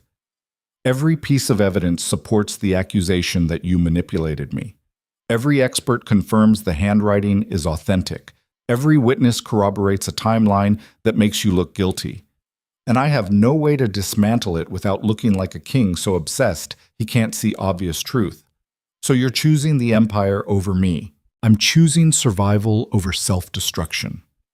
Isolde laughed bitterly. You sound just like Marcus, just like every powerful person who's ever chosen convenience over compassion. This isn't about convenience, Lucien said. His voice rose despite his attempt to stay calm.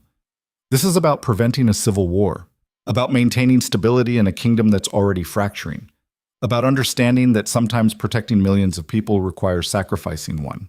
Even when that one person is innocent? Especially then. The admission hung in the air like poison, because that was the truth he'd been avoiding since the moment evidence had started mounting against her. That ruling required making choices that destroyed your soul in the name of preserving order. That power demanded you become exactly the kind of person who could execute innocent people for political necessity. That wearing a crown meant slowly losing every piece of humanity that made you worth following in the first place. Isolde stepped closer. You told me I survived 3 years of hell without losing my humanity, she said. That refusing to become cruel despite everything done to me was the rarest form of strength there is. I meant it. Then prove it. Her voice dropped lower. Prove that you're different from every other ruler who's ever chosen power over people. Prove that compassion isn't just something you claim to value when it's convenient. Prove that I was right to believe you were worth trusting. And if proving that costs me everything, then maybe you never deserved the crown in the first place. The statement landed like a physical blow, because she'd just articulated the question that had been eating at him since the moment he'd ordered her detained. Whether he was actually different from the ruthless rulers who'd come before him, or whether he'd simply been better at lying to himself about what power required. Whether defending Isolde was the right choice that would cost him politically, or whether sacrificing her would prove he'd been corrupted by the throne beyond redemption. There was no way to know which answer was true until he made the choice, and by then it would be too late to change course. Lucien crossed to the window and stared out at the capital sleeping beneath them. When he spoke again, his voice carried the weight of someone confessing something unforgivable. I'm afraid, he said quietly. Of what? Of making the wrong choice, of destroying the empire for someone who might actually be guilty, of becoming so obsessed with protecting you that I can't see I'm being manipulated. He turned to face her. But I'm more afraid of becoming the kind of king who executes innocent people because it's politically convenient, of proving that power always corrupts, that caring about individuals makes you weak instead of strong. His hands clenched into fists. So tell me, Isolde, how do I know which fear to listen to? She met his eyes directly. You listen to the one that makes you the person you want to be instead of the person the crown demands you become. It was the simplest answer. It was also the most devastating, because choosing to be the person he wanted to be meant risking everything, meant potentially destroying an empire for someone who might be lying, meant gambling that compassion was more important than political stability. But choosing what the crown demanded meant becoming exactly what he'd sworn never to be, a ruler who measured worth through convenience, who sacrificed vulnerable people to maintain power, who'd forgotten that leadership meant protecting those who couldn't protect themselves, even when protection threatened everything else. Before Lucien could respond, the door burst open. Guards flooded in with weapons drawn. Behind them came Lord Harveth and 3 council members, all wearing expressions of grim satisfaction.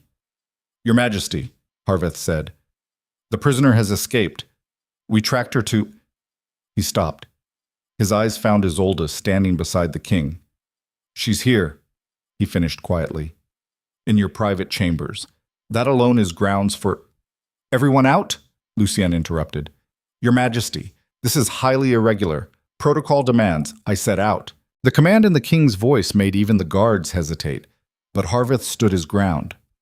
"Your Majesty, if you continue protecting this woman, the council will have no choice but to question your fitness to rule. We cannot allow personal obsession to—" "Then question it," Lucien said quietly. The room went silent, because the Alpha King had just invited the council to challenge his authority directly. It was either the most brilliant power move anyone had witnessed, or the beginning of the end of his reign. Harveth's expression shifted from confident to uncertain. "Your Majesty, perhaps we should—" "I have spent 6 years being the kind of king you demanded," Lucien interrupted. "Ruthless, cold, willing to sacrifice anything for political stability, and it nearly destroyed what was left of my humanity." He stepped forward. "Then I met someone who survived 3 years of hell without becoming the kind of monster who preys on vulnerable people. Someone who endured systematic destruction and came out the other side still capable of kindness." His voice hardened. "And I realized I'd been lied to my entire life about what strength actually looks like. That power exists to protect the vulnerable, not exploit them. That leadership means caring about individuals even when caring threatens everything else." The king's eyes swept across the assembled nobles. "So yes, I'm protecting Isolde Vey. Not because I'm obsessed or corrupted, but because executing an innocent woman to maintain political convenience would prove I'm exactly the kind of ruler this empire doesn't deserve." Harveth's face flushed with barely controlled rage. "The evidence against her is overwhelming, Your Majesty. Every expert confirms—" "The evidence is fabricated," Lucien said, "created by someone skilled enough to fool experts, planted with nobles who wanted any excuse to undermine my authority." "Then prove it." "I will. By finding who actually forged those letters. By exposing the conspiracy designed to destroy both Isolde and my credibility. By demonstrating that innocence doesn't require giving up when powerful people decide you're guilty. And if you're wrong, if she actually did manipulate you, then I'll face those consequences," the king said. "But I won't execute someone based on evidence I know is false, just because admitting I was played is politically embarrassing." He turned to face Isolde. His expression softened in ways that made every noble in the room deeply uncomfortable. "I should have trusted you from the beginning," he said quietly. "Should have remembered that you survived impossible odds specifically because you refused to become what the world tried to make you. Should have chosen you over political convenience the moment doubt appeared." Lucien's hand rose to her face. "I'm choosing you now. Even if it costs me everything. Even if it destroys my reign. Because you were right. I'd rather lose the crown than become the kind of king who sacrifices innocent people to maintain power."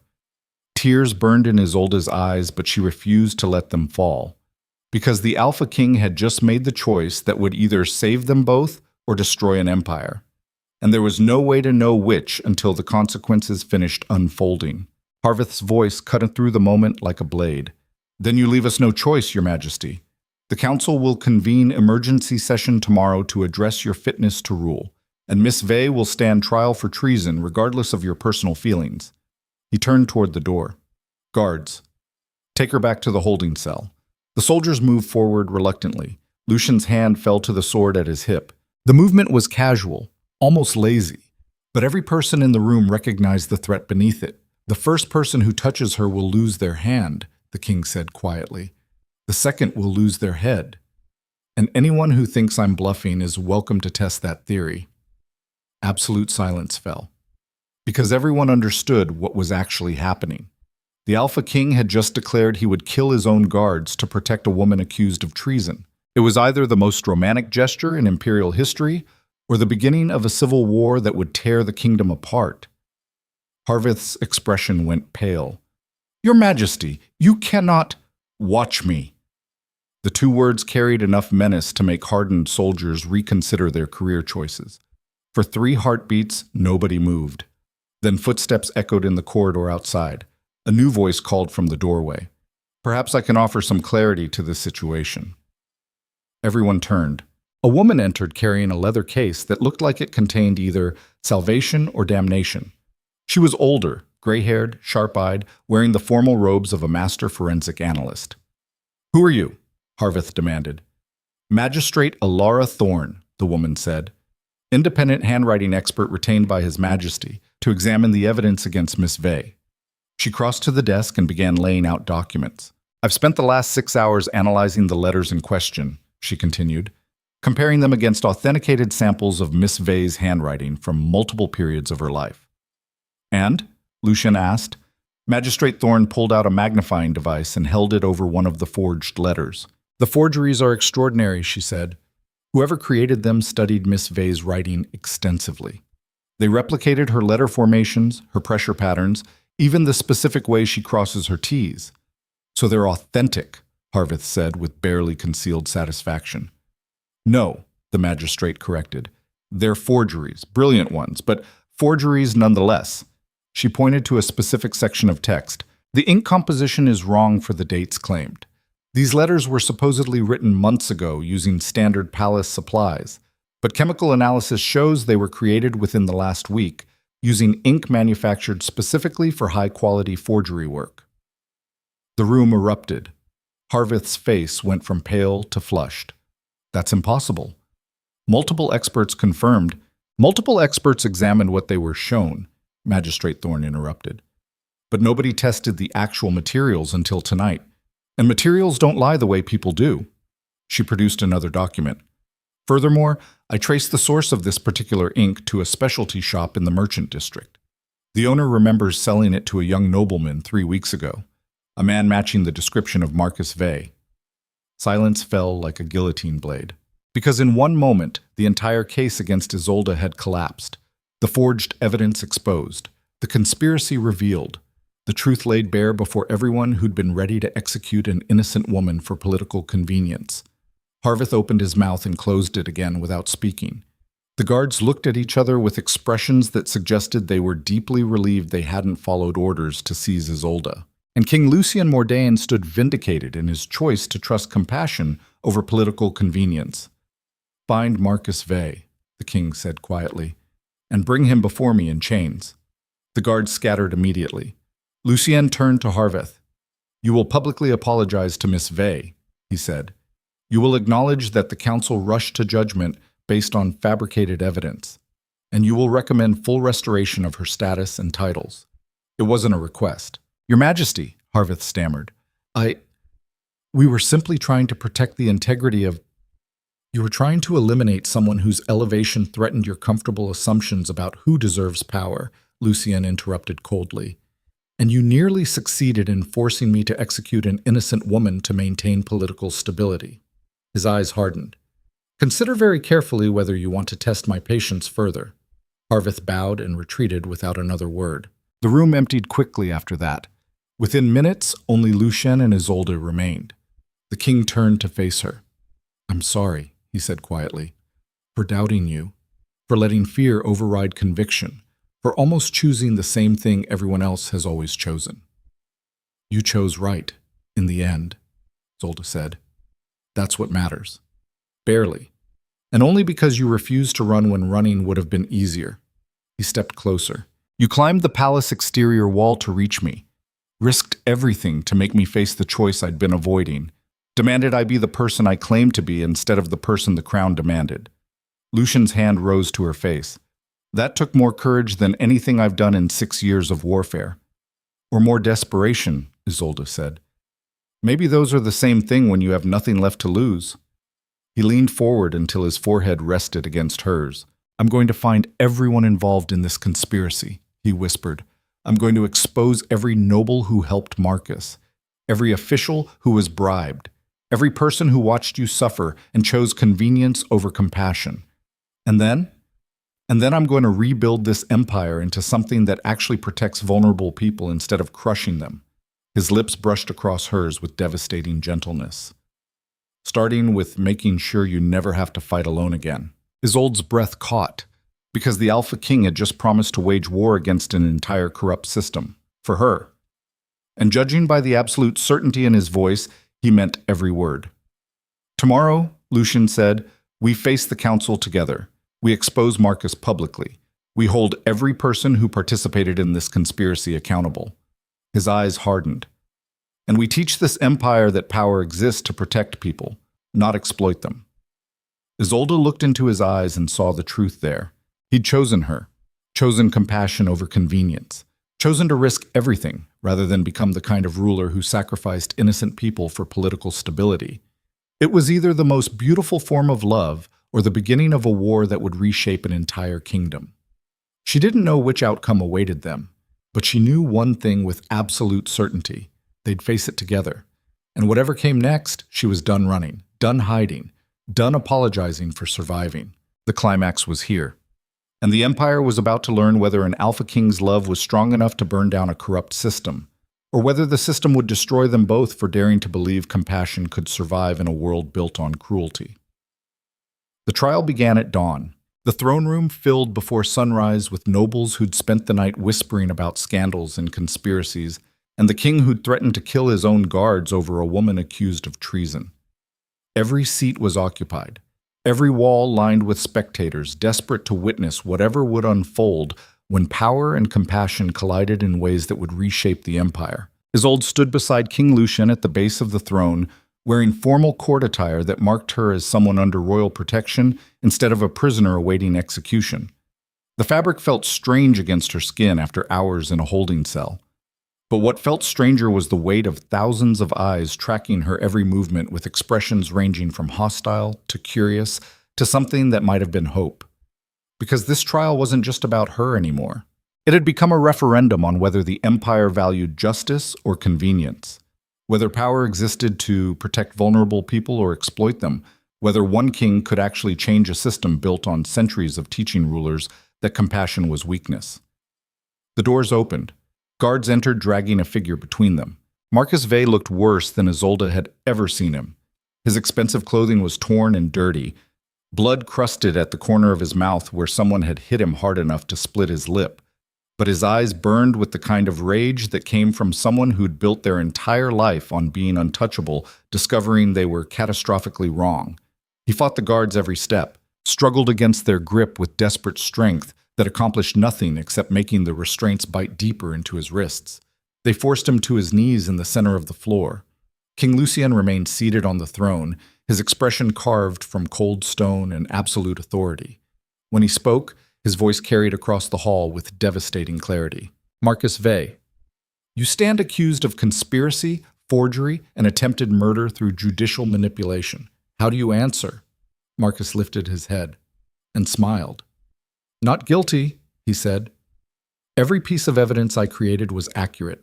Isolde did manipulate you, did seduce her way into royal favor, did orchestrate her own elevation through calculated deception. His voice grew louder. The only thing I'm guilty of is exposing the truth before she could complete her plan. The accusation hung in the air like poison. Because Marcus had just done something brilliant and absolutely ruthless. He'd reframed the entire narrative, made himself the hero exposing corruption instead of the villain fabricating it. Given every noble who'd supported the conspiracy against Isolde a reason to believe they'd been protecting the empire instead of destroying an innocent woman. It was his final gambit, his last desperate attempt to turn defeat into victory. Lucien's expression didn't change. Bring in the evidence, he said quietly. Magistrate Thorne entered carrying the leather case she'd shown the night before. She crossed to a table positioned where the entire court could see and began laying out documents with methodical precision. Chemical analysis of the ink used in the forged letters, she announced, dated to within the last 3 weeks despite claims they were written months ago. She produced another document, testimony from the merchant who sold specialized forgery supplies to Marcus Vey, specifically. Another page. Statements from 3 handwriting experts confirming the letters were created by someone studying Miss Vey's writing rather than Miss Vey herself. The evidence kept mounting. Each new revelation hammered another nail into Marcus's defense until his confident expression started cracking around the edges. But he wasn't finished yet. Marcus turned to face the assembled nobles. Even if the letters were fabricated, he called out, the underlying truth remains. This woman manipulated the king, made him abandon reason for obsession, threatened the stability of the entire empire because she knew how to make powerful men see what she wanted them to see. His eyes found Isolde's across the room. She seduced her way out of the servant tunnels by targeting the one man whose protection would make her untouchable. That's not survival, that's calculated predation. Several nobles nodded, because Marcus had just articulated what many of them secretly believed, that Isolde must have done something to capture the king's attention so completely, that survival through suffering was impossible without some form of manipulation, that her elevation threatened their comfortable assumptions about who deserved power and who didn't. The murmurs grew louder. Lucien stood from the throne. The movement silenced the entire hall. When the king descended the steps, every eye tracked him with the kind of focused attention usually reserved for imminent violence. He crossed the marble floor with predatory grace that reminded everyone exactly how dangerous he was beneath the crown. He stopped directly in front of Marcus. "You want to talk about manipulation?" Lucien said quietly. "Let's talk about how you spent 3 years watching your cousins suffer without offering help. How you benefited from stolen wealth while she scrubbed floors with bleeding hands. How you waited until she finally had a chance at justice before attempting to destroy her completely." Marcus's jaw tightened. "I was protecting what was mine," he said. "You were protecting stolen goods," the king corrected. "And when that theft was exposed, you tried to murder an innocent woman through judicial corruption rather than face accountability." Lucien's voice dropped lower. "You call that survival. I call it exactly the kind of predatory behavior that proves this empire's moral foundation has rotted from the inside." He turned to face the assembled court. "For too long, we've measured worth through bloodlines and wealth and the ability to dominate others. We've taught generations that power exists to be hoarded instead of shared, that compassion is weakness, that protecting vulnerable people makes you a fool instead of a leader." His eyes swept across the nobles. "I'm done pretending that system is sustainable. Done accepting that some people matter less because they have less to offer. Done tolerating nobles who prey on the powerless and call it survival." The king's hand moved to the sword at his hip. "Marcus Vey, you are found guilty of conspiracy and attempted judicial murder. The sentence is exile. Permanent. You will be stripped of titles, lands, and any claim to the Vey inheritance. You will leave the capital by sunset and never return." Marcus's face went white. "Your Majesty, please." "Be grateful I'm showing more mercy than you showed your cousin," Lucien interrupted. "Because if I gave you what you actually deserve, your head would be decorating the palace gates by noon." He gestured to the guards. "Take him away." They dragged Marcus toward the exit. He fought them the entire way, screaming about injustice and corruption, and kings who'd been seduced into madness. His voice echoed through the marble halls long after the doors closed behind him. Silence settled over the throne room like ash after a fire. Nobody moved. Nobody spoke. They'd just witnessed the Alpha King choose compassion over political convenience in ways that would be remembered for generations. But the trial wasn't finished yet. Lucien turned back toward the assembled nobles. "Anyone who participated in the conspiracy against Miss Vey has until sunset to confess and make restitution," he said. "Those who do will face financial penalties and temporary loss of court privileges. Those who don't will face the same fate as Marcus."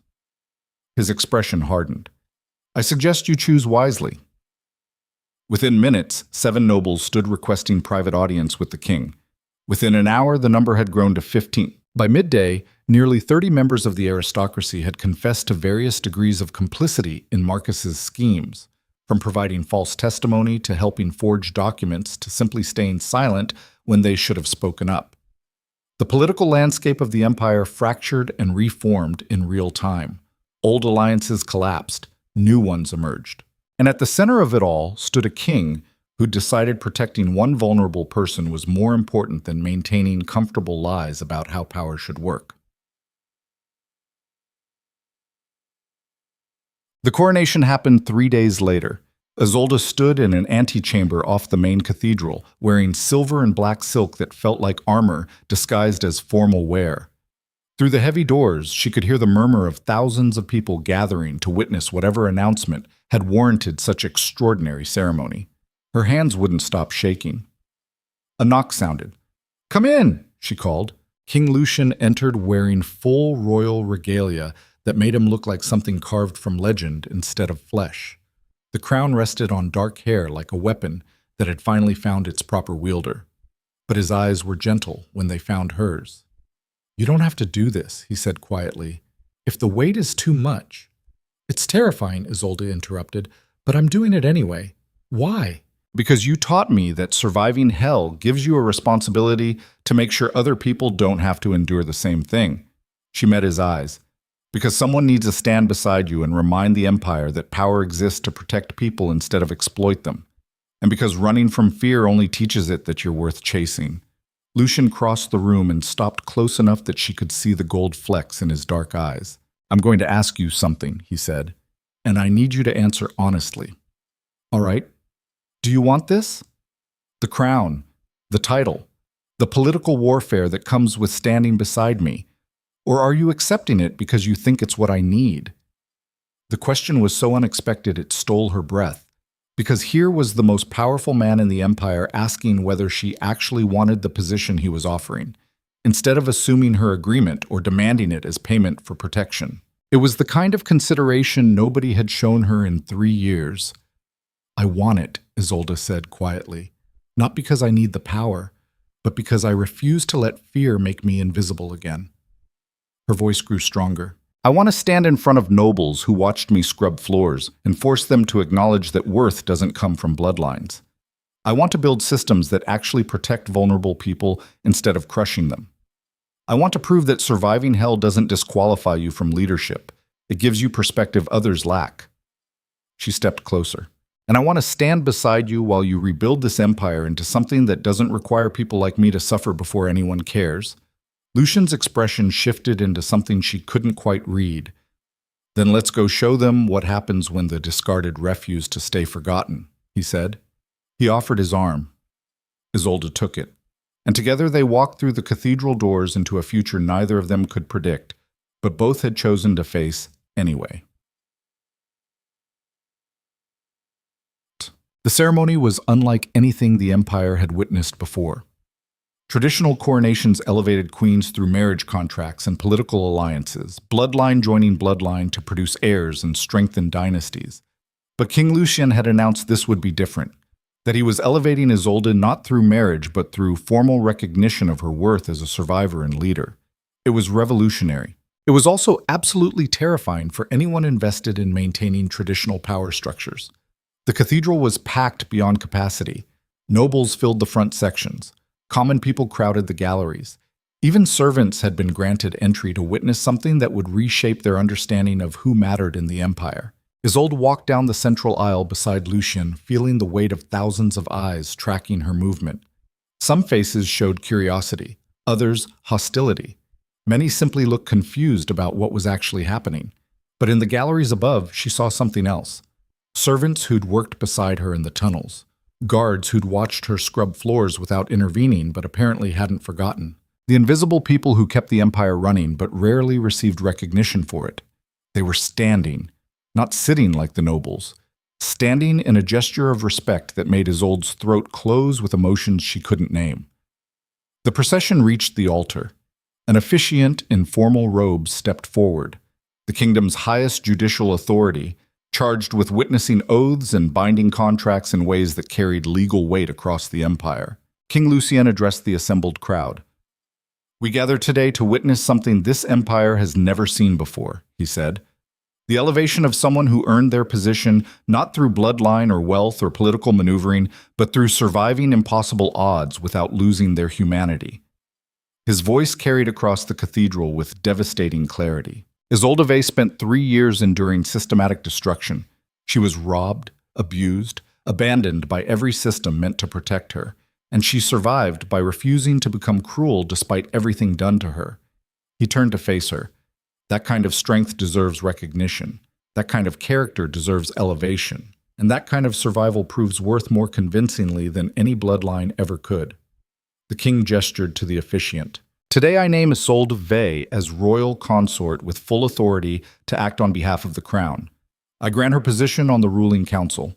I restore her family titles, lands, and inheritance with the addition of direct royal patronage." He paused. and I declare publicly that anyone who threatens her will face me personally." The cathedral erupted in shocked murmurs, because Lucien had just done something unprecedented. He'd elevated someone with no political connections or aristocratic backing to one of the most powerful positions in the empire. It shattered every assumption about how authority should work. The officiant raised his hands for silence. "Miss Vey," he said formally, "do you accept the responsibilities and burdens that come with this elevation? Do you swear to use the power granted you to protect the vulnerable and serve the empire with integrity?"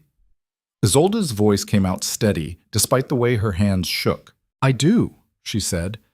"Not because I want power for its own sake, but because I refuse to let anyone else suffer what I survived.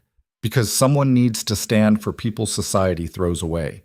Because surviving hell gives you a responsibility to make sure others don't have to endure the same thing." She met the officiant's eyes.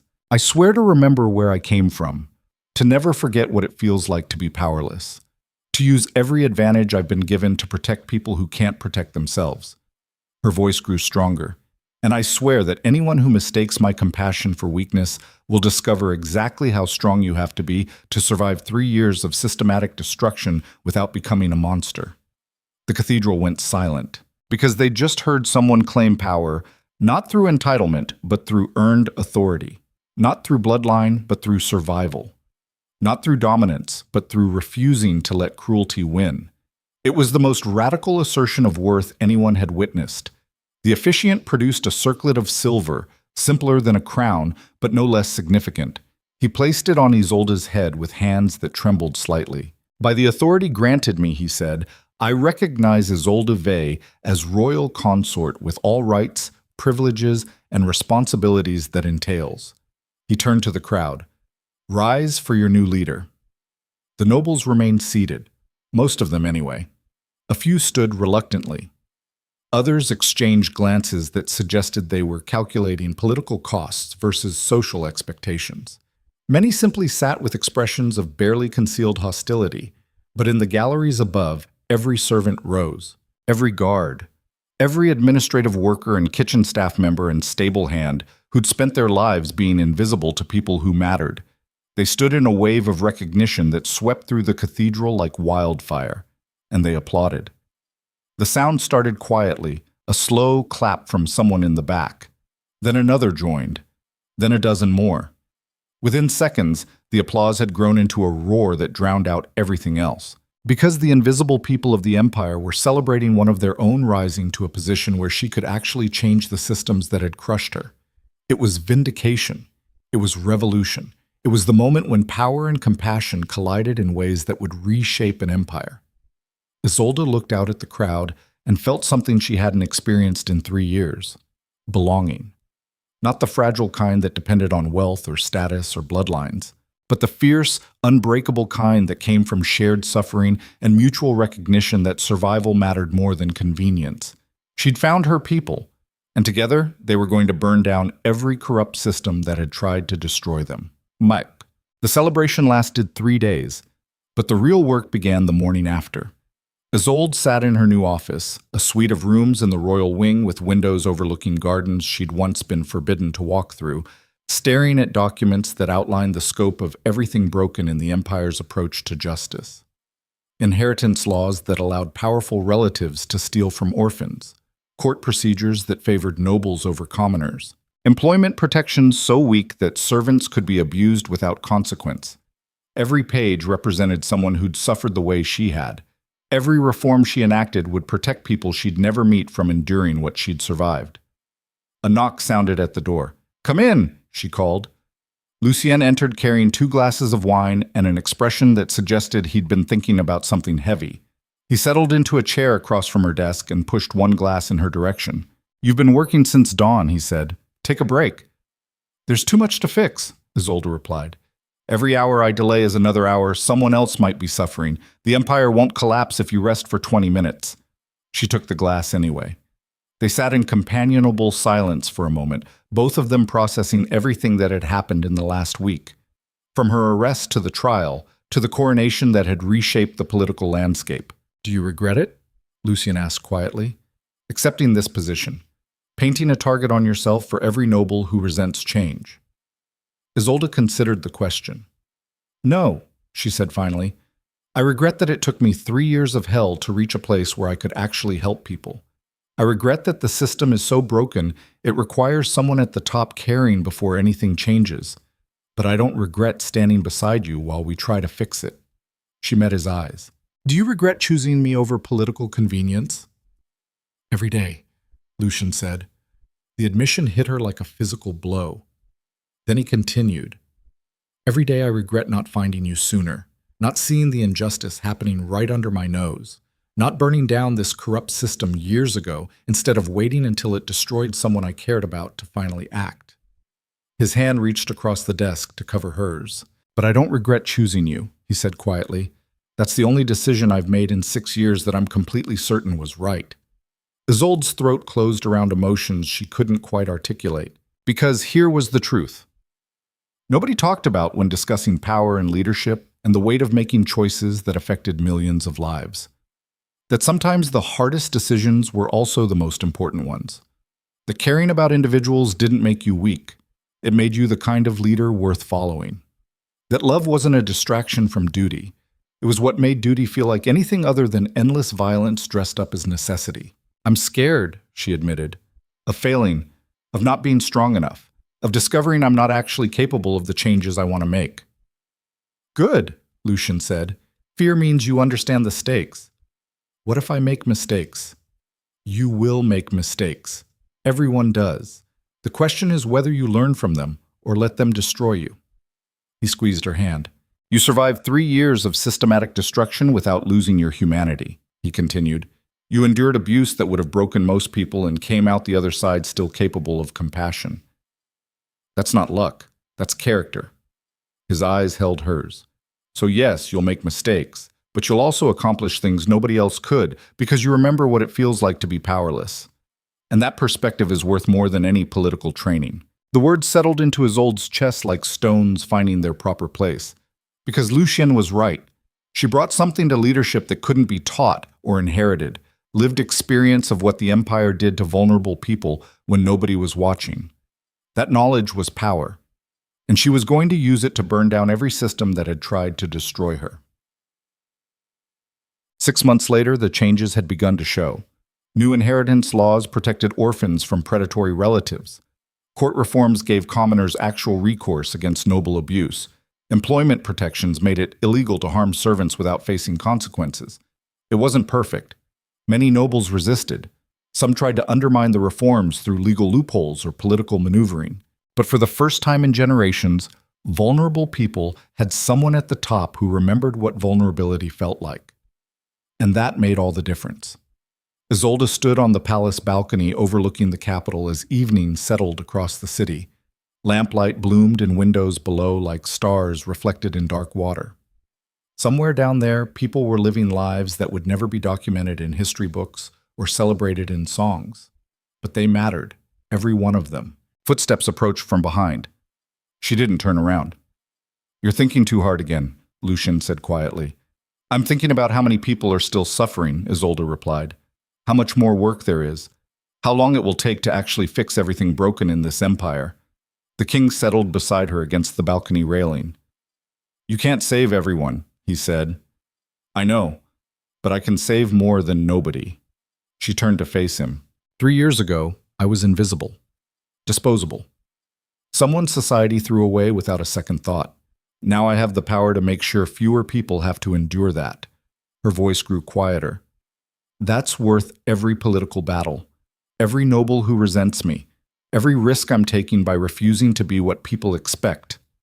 Lucien's expression shifted into something gentle. You've changed, he observed. So have you. How so? You smile more. Threaten execution less. Seem to actually enjoy ruling instead of treating it like an endless series of necessary evils. The king considered that. You taught me something important, he said finally. That power without compassion is just violence wearing fancy clothes. That leadership means protecting people who can't protect themselves even when protection is inconvenient. He reached for her hand. I spent 6 years being the kind of ruler the crown demanded. Ruthless, cold, willing to sacrifice anything for political stability. And it nearly destroyed what was left of my humanity. His fingers laced through hers. Then I met you. And I remembered that caring about individuals doesn't make you weak. It makes you the kind of leader worth following into hell if necessary. Isolde leaned into him. We're building something better, she said quietly. Something that doesn't require people to suffer before anyone cares.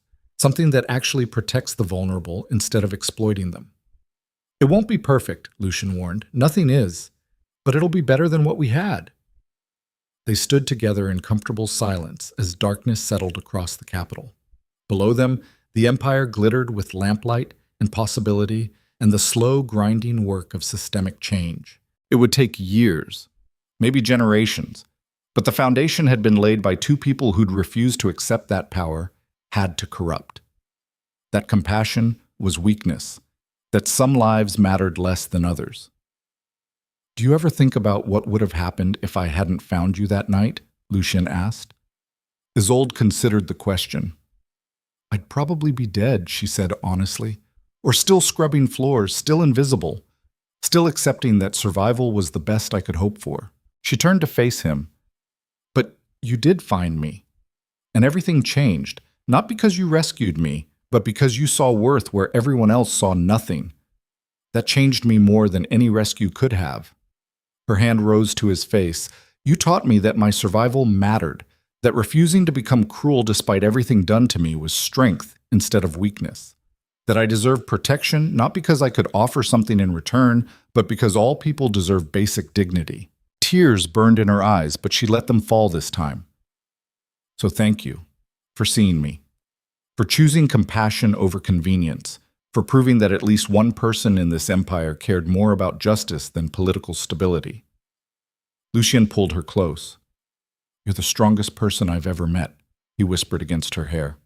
And I'm grateful every day that I was smart enough to recognize that before it was too late. They held each other as night deepened around them.